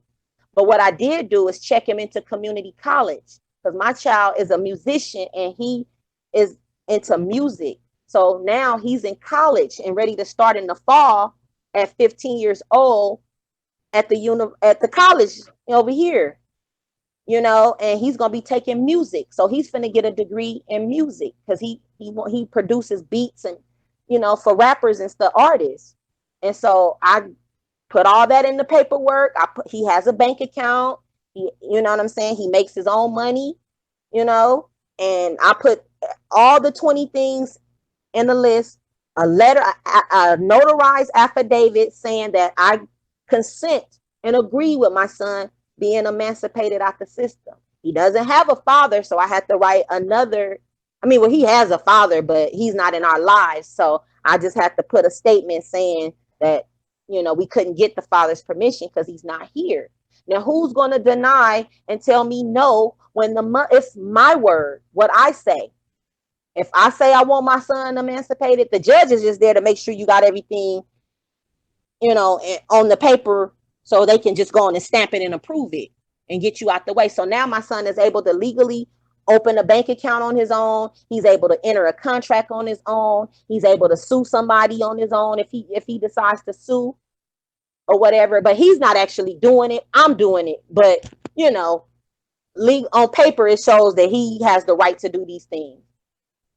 And I did that because I wanted to free my son up from government stuff and different things. Because like I do a lot of stuff, and then I always run across government officials or school people or this type of people like, oh, you can't do that, or yep, and I'm like, look, I'm the power of attorney for my son. If I say that I want to do this or do that, or whatever the case may be, now and then they give you a paper to take to DMV to basically put it on his ID showing that he's now legally to do what he wants. The only thing he can't do is he has to still stay in school until he gets 18, and he can't buy liquor and stuff like that.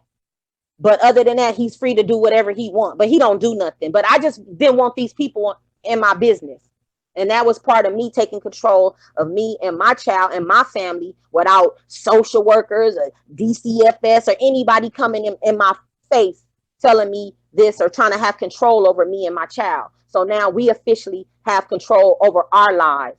And by me emancipating him, I basically emancipated myself symbolically. To me, that's a sign of showing we have our own power and our own control, and we're in our own jurisdiction. And so I just basically put the whole packet together, went up there, filed the paperwork. It was real easy. And the cool part about it is you don't even have to go to court. You know how but if it was a parent that's disagreeing, because normally if that happens, it's like a child that ran off and the parents just like, I ain't listening to you, blah, blah, blah, blah, blah, blah. I'm doing what I want. I'm emancipating myself. I'll see you in court. Okay, we going to court. You ain't going to emancipate nothing. But if a parent agrees to it, it's no court date needed because I put the affidavit in. So all I got to do is see a paper come in the mail in the next 30 days saying that the judge approved it. So that's what I'm waiting on right now. So when I did that, it was just real symbolic for me that we can all do this as a people and free ourselves from up under whatever we are under legally. And we don't even have to be fighting over all this stuff. Just come up with your own stuff, be able to show your documentation, and boom, you approved. No problem. So I did that. And then when I asked the lady at the place, I said, how many of these y'all do? Do you ever do this? She said, no, we don't never get nobody coming in here like this. So I was down there with all the people on that day. And it was a bunch of people in that children's court, but they was all there because they got open cases of getting their children taken by children's services, and they fighting to try to get their kids back. I'm the only one in there emancipating my son and giving him his freedom. So it was like the opposite. People was down there literally going off, crying. I heard a woman, we was getting in the elevator leaving, and it was some black woman. I don't want to call her black, but you know what I'm saying. Because I tried that with my son the other day. I was trying to tell him a story about the bus driver when I was on the bus, and I called him to tell him the story, and I said Moorish because my son always be like, stop saying black, say Moorish or something like that. So when I tried it, he didn't even I'm like, see, you the one was telling me to stop saying black, and now I tried to stop, and now you done got lost, So anyway, so back to the story. So the lady was going off. They took her child and stuff, you know, and that's what all them people come there for. If you come into the children's court, you come in there because somebody done took your kids. They done reported you for some child abuse. Something done happened. So you in children's court. So they said it was rare to see somebody in children's court coming in there to file paperwork to have they child to be legally grown without,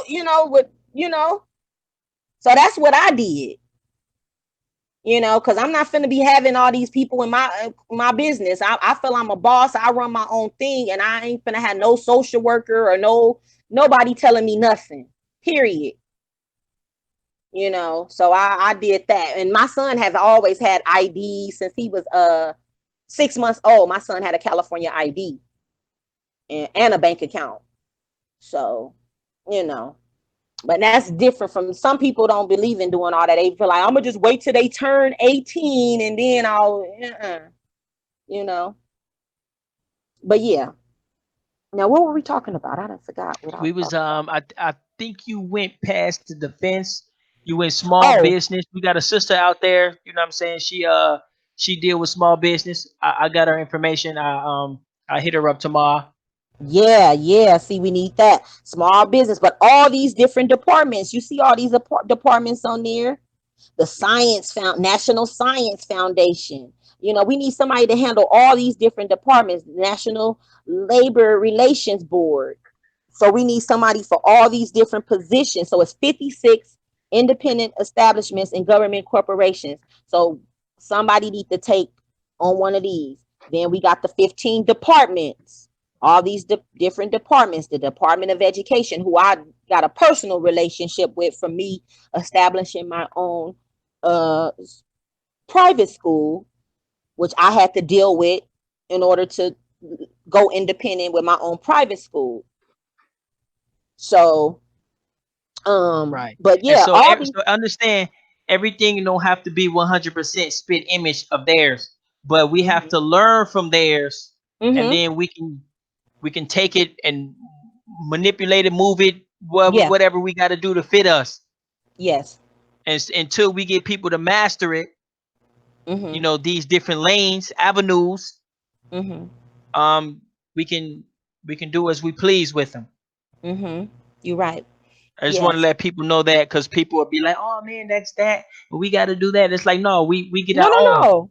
We do it how we want. Like when you look up, if you trying to establish your own homeschool or private school for your child, when you look it up and look at the rules of establishing and setting up your own private school, and in their laws and in their stuff, it says private schools run their school the way they want. They just want you to have a school in place.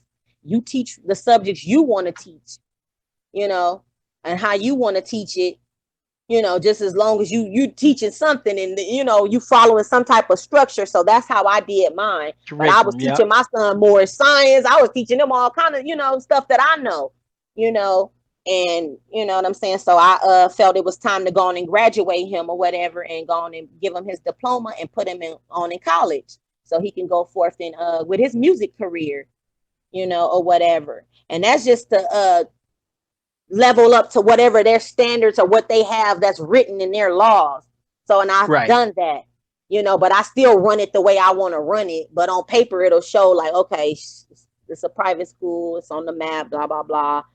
You know what I'm saying? So when I take certain documents to the schools and stuff or other places and show like, yeah, here, you have a such and such for your child. Yes. Oh, what school? Oh, this one right here. And by law they have to accept that. They can't be, oh, this ain't a real school because you established it.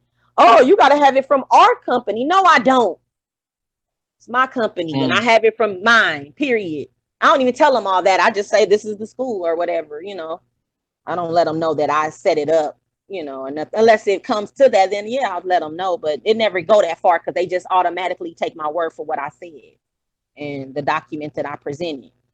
So yeah, and I was listening to this other lady named Jackie something. She's a white lady. She's on YouTube, and she's from California too, somewhere in Los Angeles. And she used to get tickets on her car. She don't have a driver's license or none of that stuff. And she got her car impounded a couple of times before. And she, you know how when you try to go get your car impounded. After it's been impounded, they take you through the ringer. You got to go get this and that, some type of document.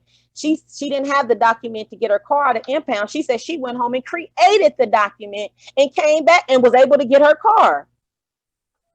So I was like, that's cool. So she know the laws on all that type of stuff when it comes to not having to have no driver's license or none of that stuff. You know, so Right, I right. thought We that was can't be sending interesting. these regular people out here on these missions to try to get, sovereign and dossiers and all this shit. There's are certain people that mastered that stuff, Mm-hmm.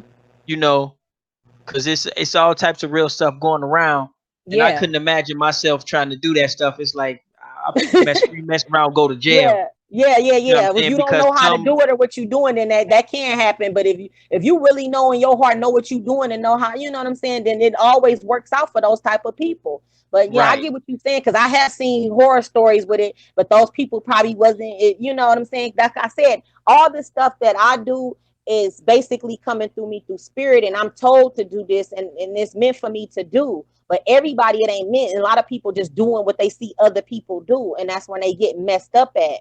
Because you born for a certain reason, you have a specific mission and a specific goal in this world, and that's what I followed, and that's how I was able to know it. And I only find videos on YouTube. It's real strange because I don't know where to look, and how to find all these things that I found on YouTube just came to me. Google, no. I ain't never looked it up. I know how. That's Google, know that. That's my department right there. Okay. Yeah, it's an algorithm. Yeah. Yeah, so you know, some kind of algorithm, because I'm like, Yeah. I just be coming across stuff on my thing, like, what's this? And I click it on, and I'm like, okay, and then it'd be something that I needed. So I thought it was like ancestors just putting stuff for me to look and click on. I'm like, okay, that's how I found y'all. I ain't know nothing about no tribe up or none of this stuff. I just know me, and I just one day I was just looking at, like, okay, I wanted to know about numbers and stuff and my zodiac sign and all that kind of stuff. And that's how I start coming into all this stuff and just putting it all tying it all together. And then my main problem is trying to get free up out of all this crap. How am I going to do it? You know, because it's a heavy Yeah. task if you don't know how to and where to go look, and you just look in here and going all over the place, and you just be in a mess. But so far, I think I'm on the right track here. But yeah, so we don't have to have it like you're saying exactly like them, but we do want to set up, you know, our stuff to where we can compete with them, because that'd be the whole thing. Everybody think that they're the authority over everything. Oh, their Mm-hmm. DMV is the only DMV that matter, or their passport is the only passport that matter. You know what I'm saying? Mm-hmm. When it legally said, like another Moorish lady that I was listening to, they've been taking back their properties and all kind of stuff and getting their lands back and stuff, right? So she, in the process of her doing it, I believe they did arrest her or whatever illegally, but she's at home now. She's back, and they had confiscated all her stuff, her cell phone, her this, her that, but she went to the FBI to get it back, and they were trying to tell her she couldn't get it back and couldn't come into their building because she didn't have their ID. And so she couldn't come in to get her stuff. So she went back home, went and looked up the laws that's at the United States Department or whatever, the all that stuff where you try to get your passport and all that stuff, and Homeland Security. And in their laws, it says that all you need to have is your nationality card. Your nationality card trumps all the other their government cards. And she went with her nationality card. They didn't want to listen to her. She went back and went and got their own laws and printed it out and gave it and showed them. And then she was able to enter the building and go get her stuff with her own nationality card, not their card, not their state ID, because she's in, I think, Philadelphia, Pennsylvania. So she did not use their stuff. Even if when you traveling out here on the plane, you don't have to have their passport or their ID. Somebody They say said you can just a ride with lot your of birth Moors are certificate. actually pretending to be Yeah. real Americans on all that. Oh no, I Yeah. don't know about that. No. They if they born here, they're Americans. Period. They not pretending they are American. That's the whole thing. No, no, I know what they saying. They talking about something different though. Oh, They something talking about different. something Okay. different. So yeah, y'all see the structure. Go on uh to the First American Council if you feel that represents you. Feel free to help us fix it or whatever, and you can download the little structure sheet. I don't know if you guys can see it good enough, but download that and find your lane. If you don't have a lane, find something you interested in. If you're not interested, leave us the fuck alone. We ain't got time for your Bible. We ain't got time for your bullshit. Okay? We put that shit on a whole nother level. Okay, y'all see what we on? Y'all see what we trying to do? If it doesn't float your boat, if it doesn't resonate with you, just keep it moving. Okay, we don't need all them extra ass eyes and them extra ass comments and them people asking 1,000 questions, and then when you ask her every last question, they still don't even help. Oh Mm-hmm. yeah, what's the? Oh, it's that. Where do you find the this to that? Over there. How do you do this and that? Like this. And then it's like, oh okay, Yeah, just like the comment, he just get the said hell out more of here. just You know what I'm saying? pretending and all that. Why would he even come in here saying that? You supposed to be coming in here building. If you don't feel what we feel, then go. Because we over here talking about some real stuff, trying to free ourselves. Moors are trying to free themselves, just like us or whoever. We all one Right, person. We all the same. There's no need to right. be arguing over, oh, Moors aren't even real this or that. When we all in the same boat. He should have been coming on here trying to say which lane he fit in to contribute. Mm-hmm. Why are we here Yeah. arguing if you don't, you Right. We don't ain't even got be time for in the here. prison games. We We got done time with for that that. shit. They just Yeah. like us. They just like him, me. We all in the same boat, struggling at the Yup. bottom and looked at as all black. No matter what. They don't care whether you more Indian or whatever you are. It's all the same to them. And we at the fucking bottom, and it's time for us to rise up and take our shit back. Period. I got the blueprint. We got the blueprint. Let's get to work. Just get the work. Yep. So when you go to the website, you got your declaration, you got your regent, and you just find your lane. That's all Mm-hmm. you need to do at this time. Just find your lane. Study your lane. And study the Master your lane. lane. That's it. There's Master it. no ancient remedy, no extra shit. Just okay, this is my regent, this is my lane. Mm-hmm. And soon enough, you're gonna be in a level in your lane where you feel comfortable enough coming out here and talking and, Mm-hmm. and letting us know, okay, this is how they do this. I Mm-hmm. worked there. I went to school there. I studied this. I studied that. You might have three other people say, no, they used to do that. That's old. Y'all hash it out. Everybody in Mm-hmm. that lane hash that shit out and present something to us, Mm-hmm. you know? And we manipulate it as we see fit, or if we got to keep it the same or whatever. But when Mm-hmm. these kids grow up, the lanes that we create, they get to drive on them. We might not even really get to drive on them because we the ones that got to make them and create them. But our kids is gonna be driving down these lanes, and that's the point.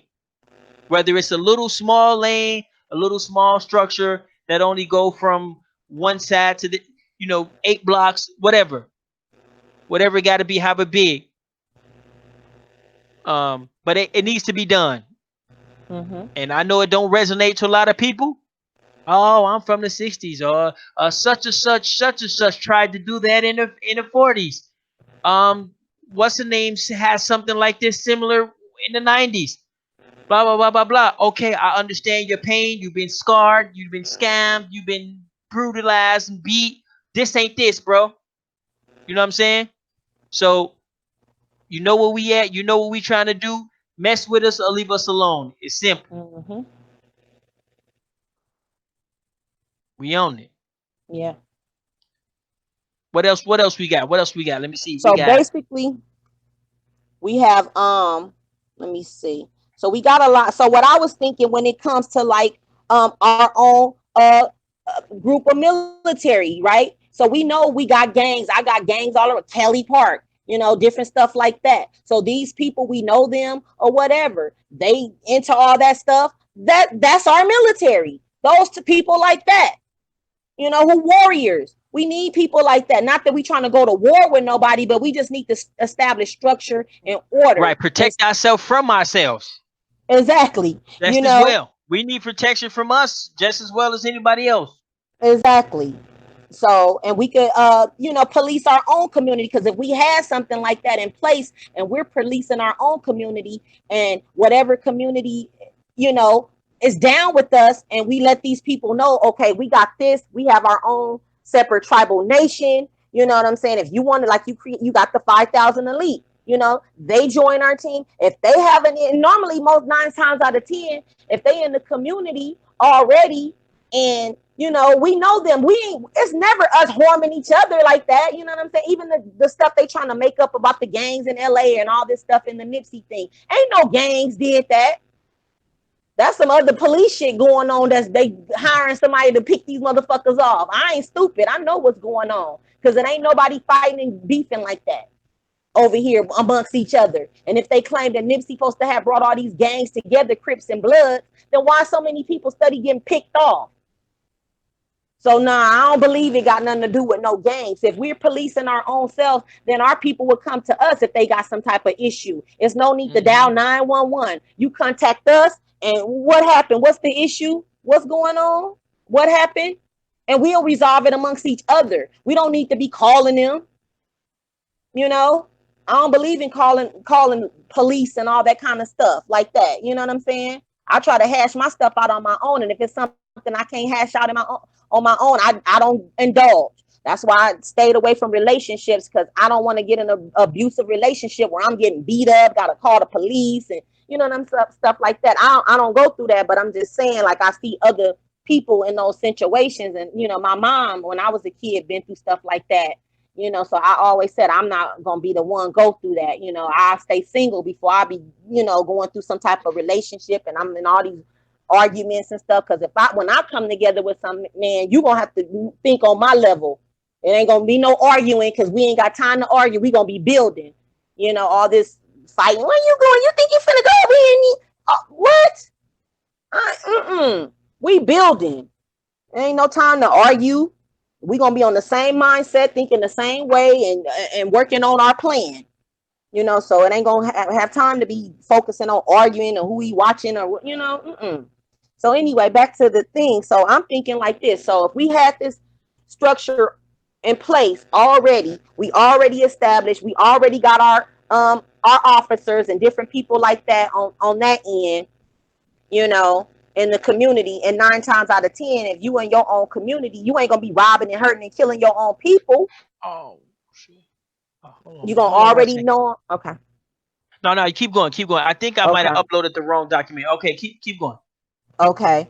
So I was thinking like that. So I have, like, a community of people in LA and different stuff like that. I have a connection with them anymore like that. But I know if I go in certain areas, people will know who I am, what I'm about, and and I can kind of fill them in on what I got going on and how they can be a part of it. Because at the end of the day, everybody want to free themselves, but don't know how and don't know what to do to get free. So if I already have some type of structure and something in place for them to see, and some type of something what interests them to want to be a part of it and make them a part of it or whatever, then they shouldn't have no problem with that. We all know there's a police issue with all these police going around shooting up everything, and anytime over a traffic ticket, or all this stuff is unnecessary. You shouldn't be winding up dead over a traffic stop, and all that stuff, but I don't really see nobody tackling those issues. They just sit around and like, okay, whatever, another black person got shot, that's sad, and that's it, but make a t-shirt and a YouTube. And that's it. You know what I'm saying? But we got to start changing these laws, because it's already laws that says we protect it, but we ain't nobody never bringing that up.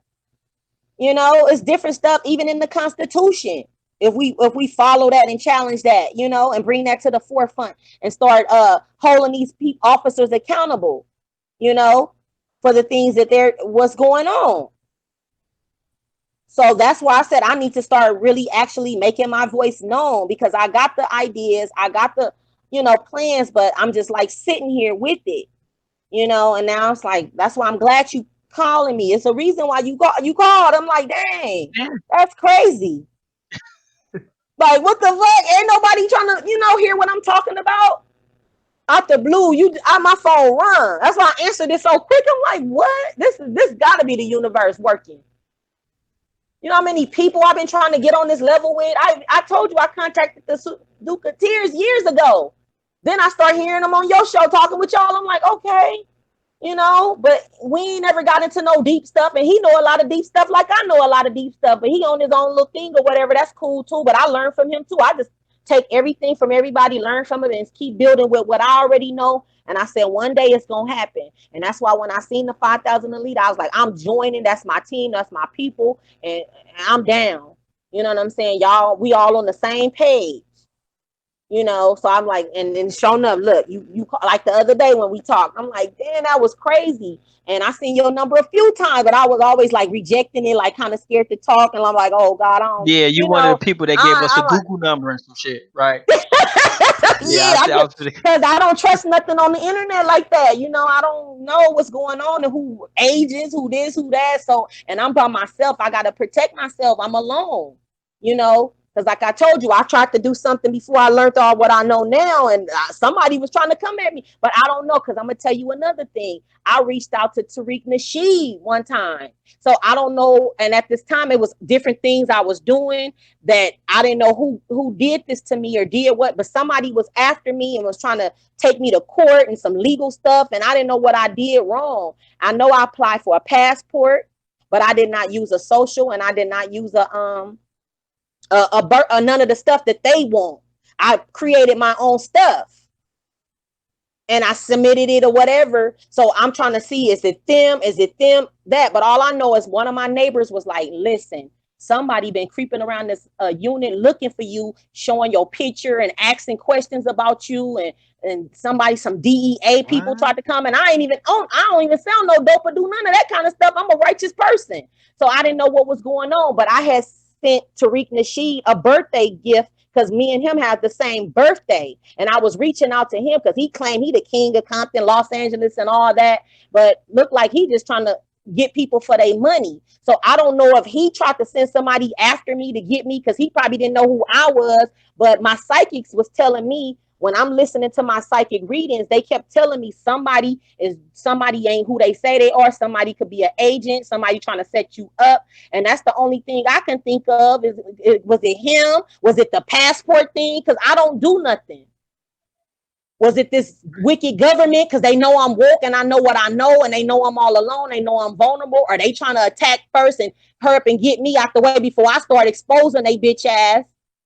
So that's why I do how I do now. I'm like, I don't want to, I ain't connecting with them. So I don't know if something come up. I know where it came from. Because at this point, this happened 3 years ago. I don't know who it was, what it was, but something was after my ass for a minute. They were sending stuff to my, they're coming around my ad. Somebody kept knocking at my door, and I don't answer my door for people that don't invite. I don't have company at my house and none of that. So nobody had no business knocking at my door unless you done already informed me and we talked.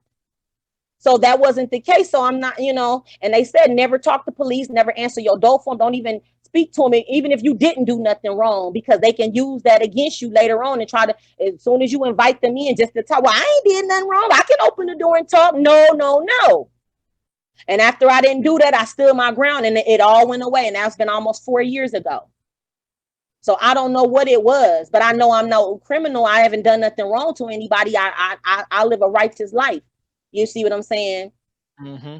So I don't know what happened, but like I said, I reached out to Tariq Nasheed, and more information over these last years been coming out, like something ain't right with him. You know what I'm saying? So I don't know. And I even went to him and tried to talk to him one time and asked him about, because he always, white supremacy. So I'm thinking, okay, let me go tell him what I know and information. I like how me and you chopping it up. Mm-hmm. And he didn't want no part of it. I'm like, this motherfucker's crazy. I'm like, he's telling me to go to the police station and talk to the police. Go to the police station and talk to the sheriffs. I'm like, what the fuck? Are you crazy? So that's when I started, and I used to watch his videos, and he say the opposite when you meet him in person, And I'm like, oh shit, I can't trust him either. I don't trust nobody. And I was reaching out to all these people on YouTube and stuff, emailing them and stuff if I can get their email and let them know what I got, what let's build, let's work, and he's supposed to be I all this did and that all too. that, I did that too. Back when because I we was want to do a constructing the documentary. Lakeisha He app. doing the documentary. I could have did the documentary on Bridget Biddy Mason or Queen Khalifa. Put that movie out. So that's my plan, and he the documentary man. So I'm like, let me go to the documentary man and see if he can, me and him can work together and collab and put this out. And it helped me to see that he probably all about money. He ain't really trying to help nobody, free nobody. You know what I'm saying? He trying to place you back in slavery with all this Africa talk and all that. So I Well, crossed him I off my do gotta list. say, for the people out there, who's self-centered and you worry about yourself, I do gotta say that is normal. But all of us is not built like that. Some of us is not greedy. Some of us don't want to see you hurt. You know what I'm saying? So I don't knock the brother if he doing his thing. You know what I'm saying? And all the people that's want to do their thing, that's actually pretty normal. Mm-hmm. But the way I was raised and the way I'm built is that it's not about you. It's about them. It's about the people. They come first. My feelings go to the side when it comes to the people.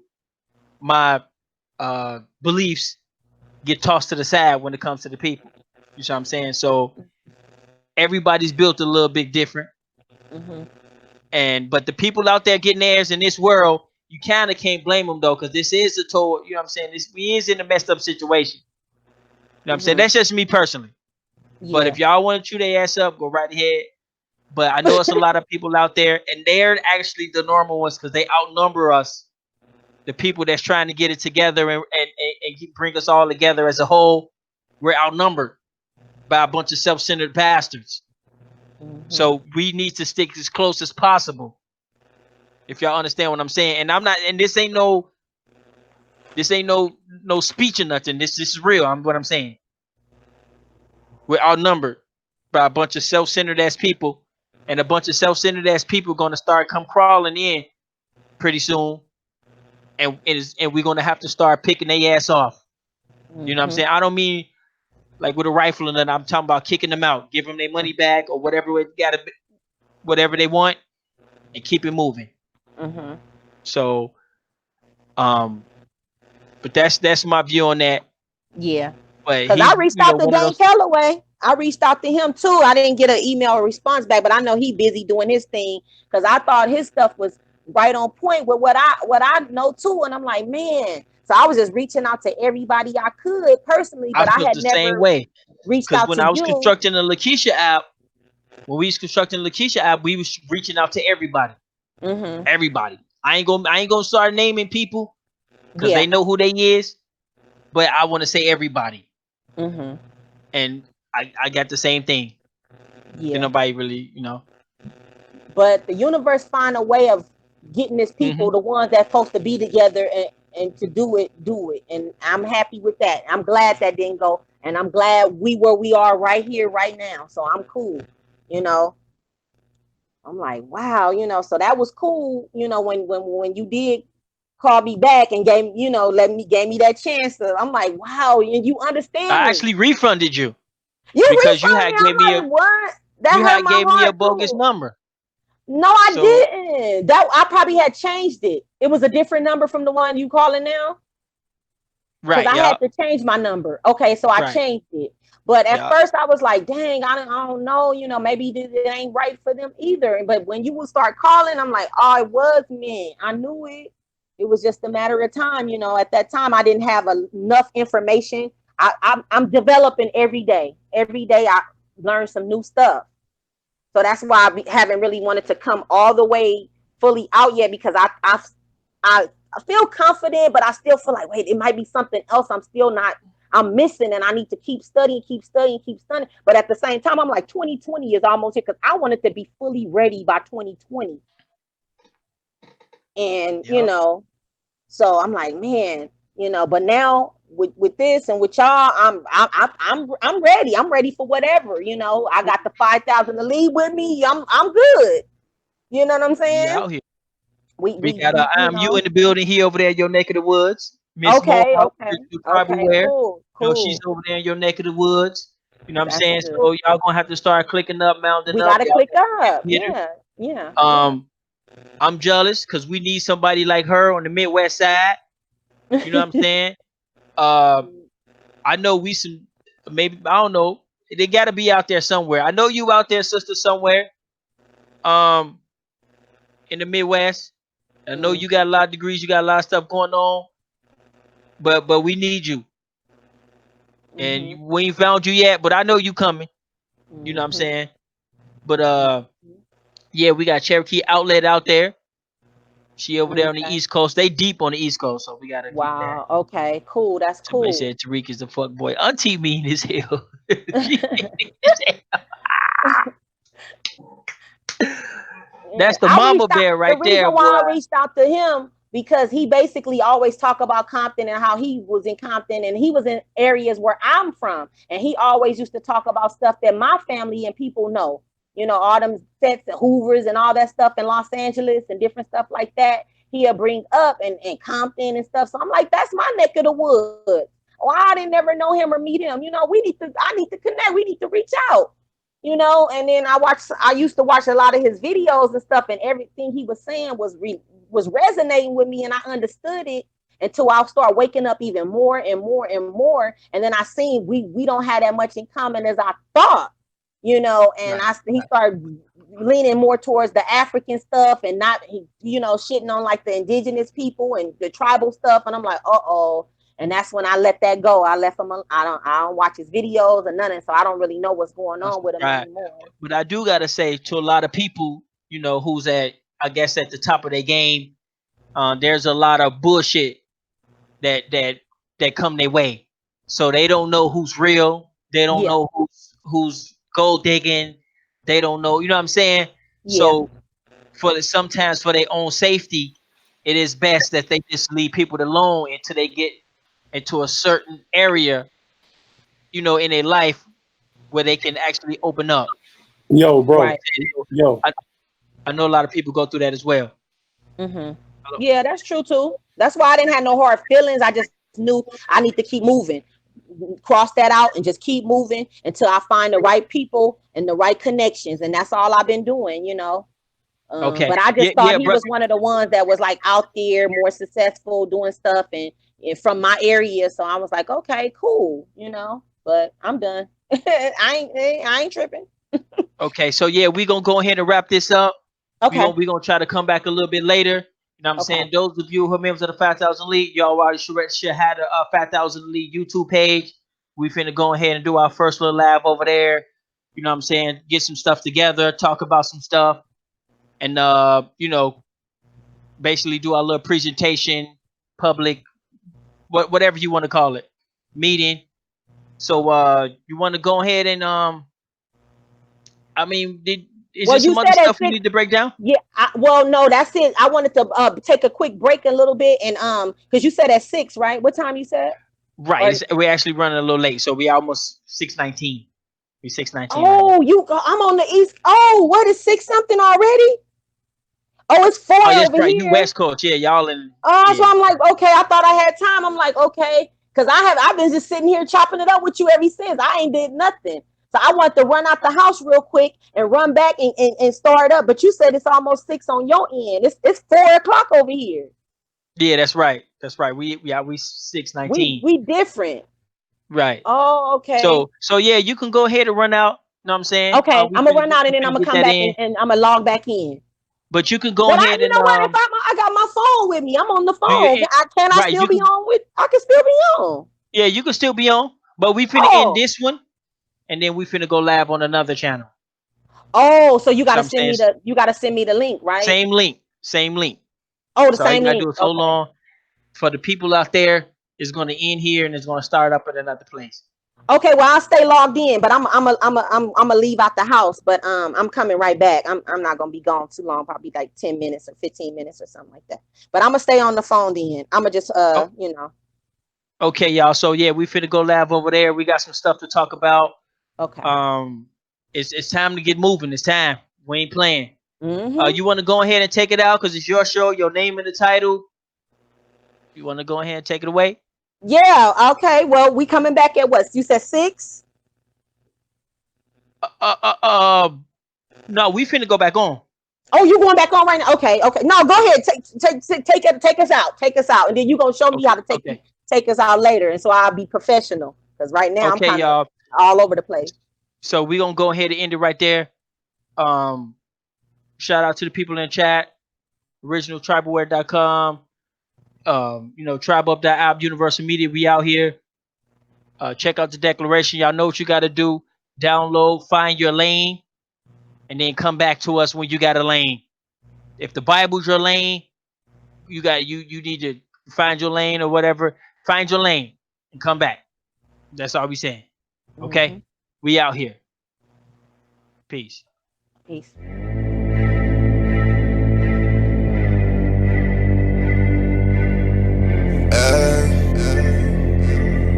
Hey, watch it take over.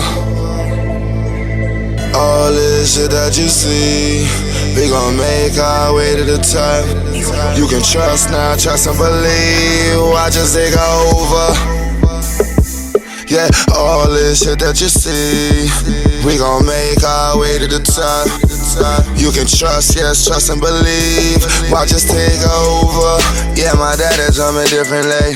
We find the wins in all the games that they try to play. We held our ground, tell our fans through the poverty. While leaders down, knowledge drown, but we find a way. Life was cold, but we made it hot. No matter how it goes, we gon' make it pop. Black is like a gold or a precious rock. So message to my foes, we gon' never stop.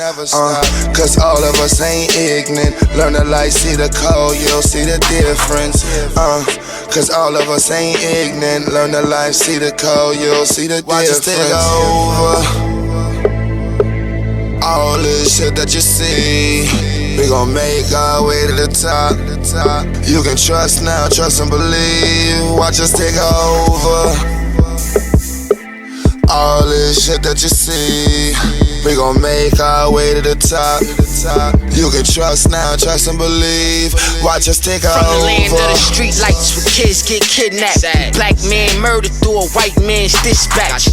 But my aggression overcomes the oppression, and the fact that I can speak is my deadliest weapon. Look, this for the ghetto, shit that only BC. They take us out the streets and stash us in the OBCC.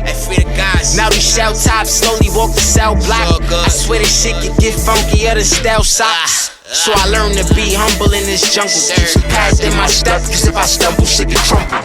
The cops keep killing all our soldiers, trying to control the population, cause they know one day watch us take over.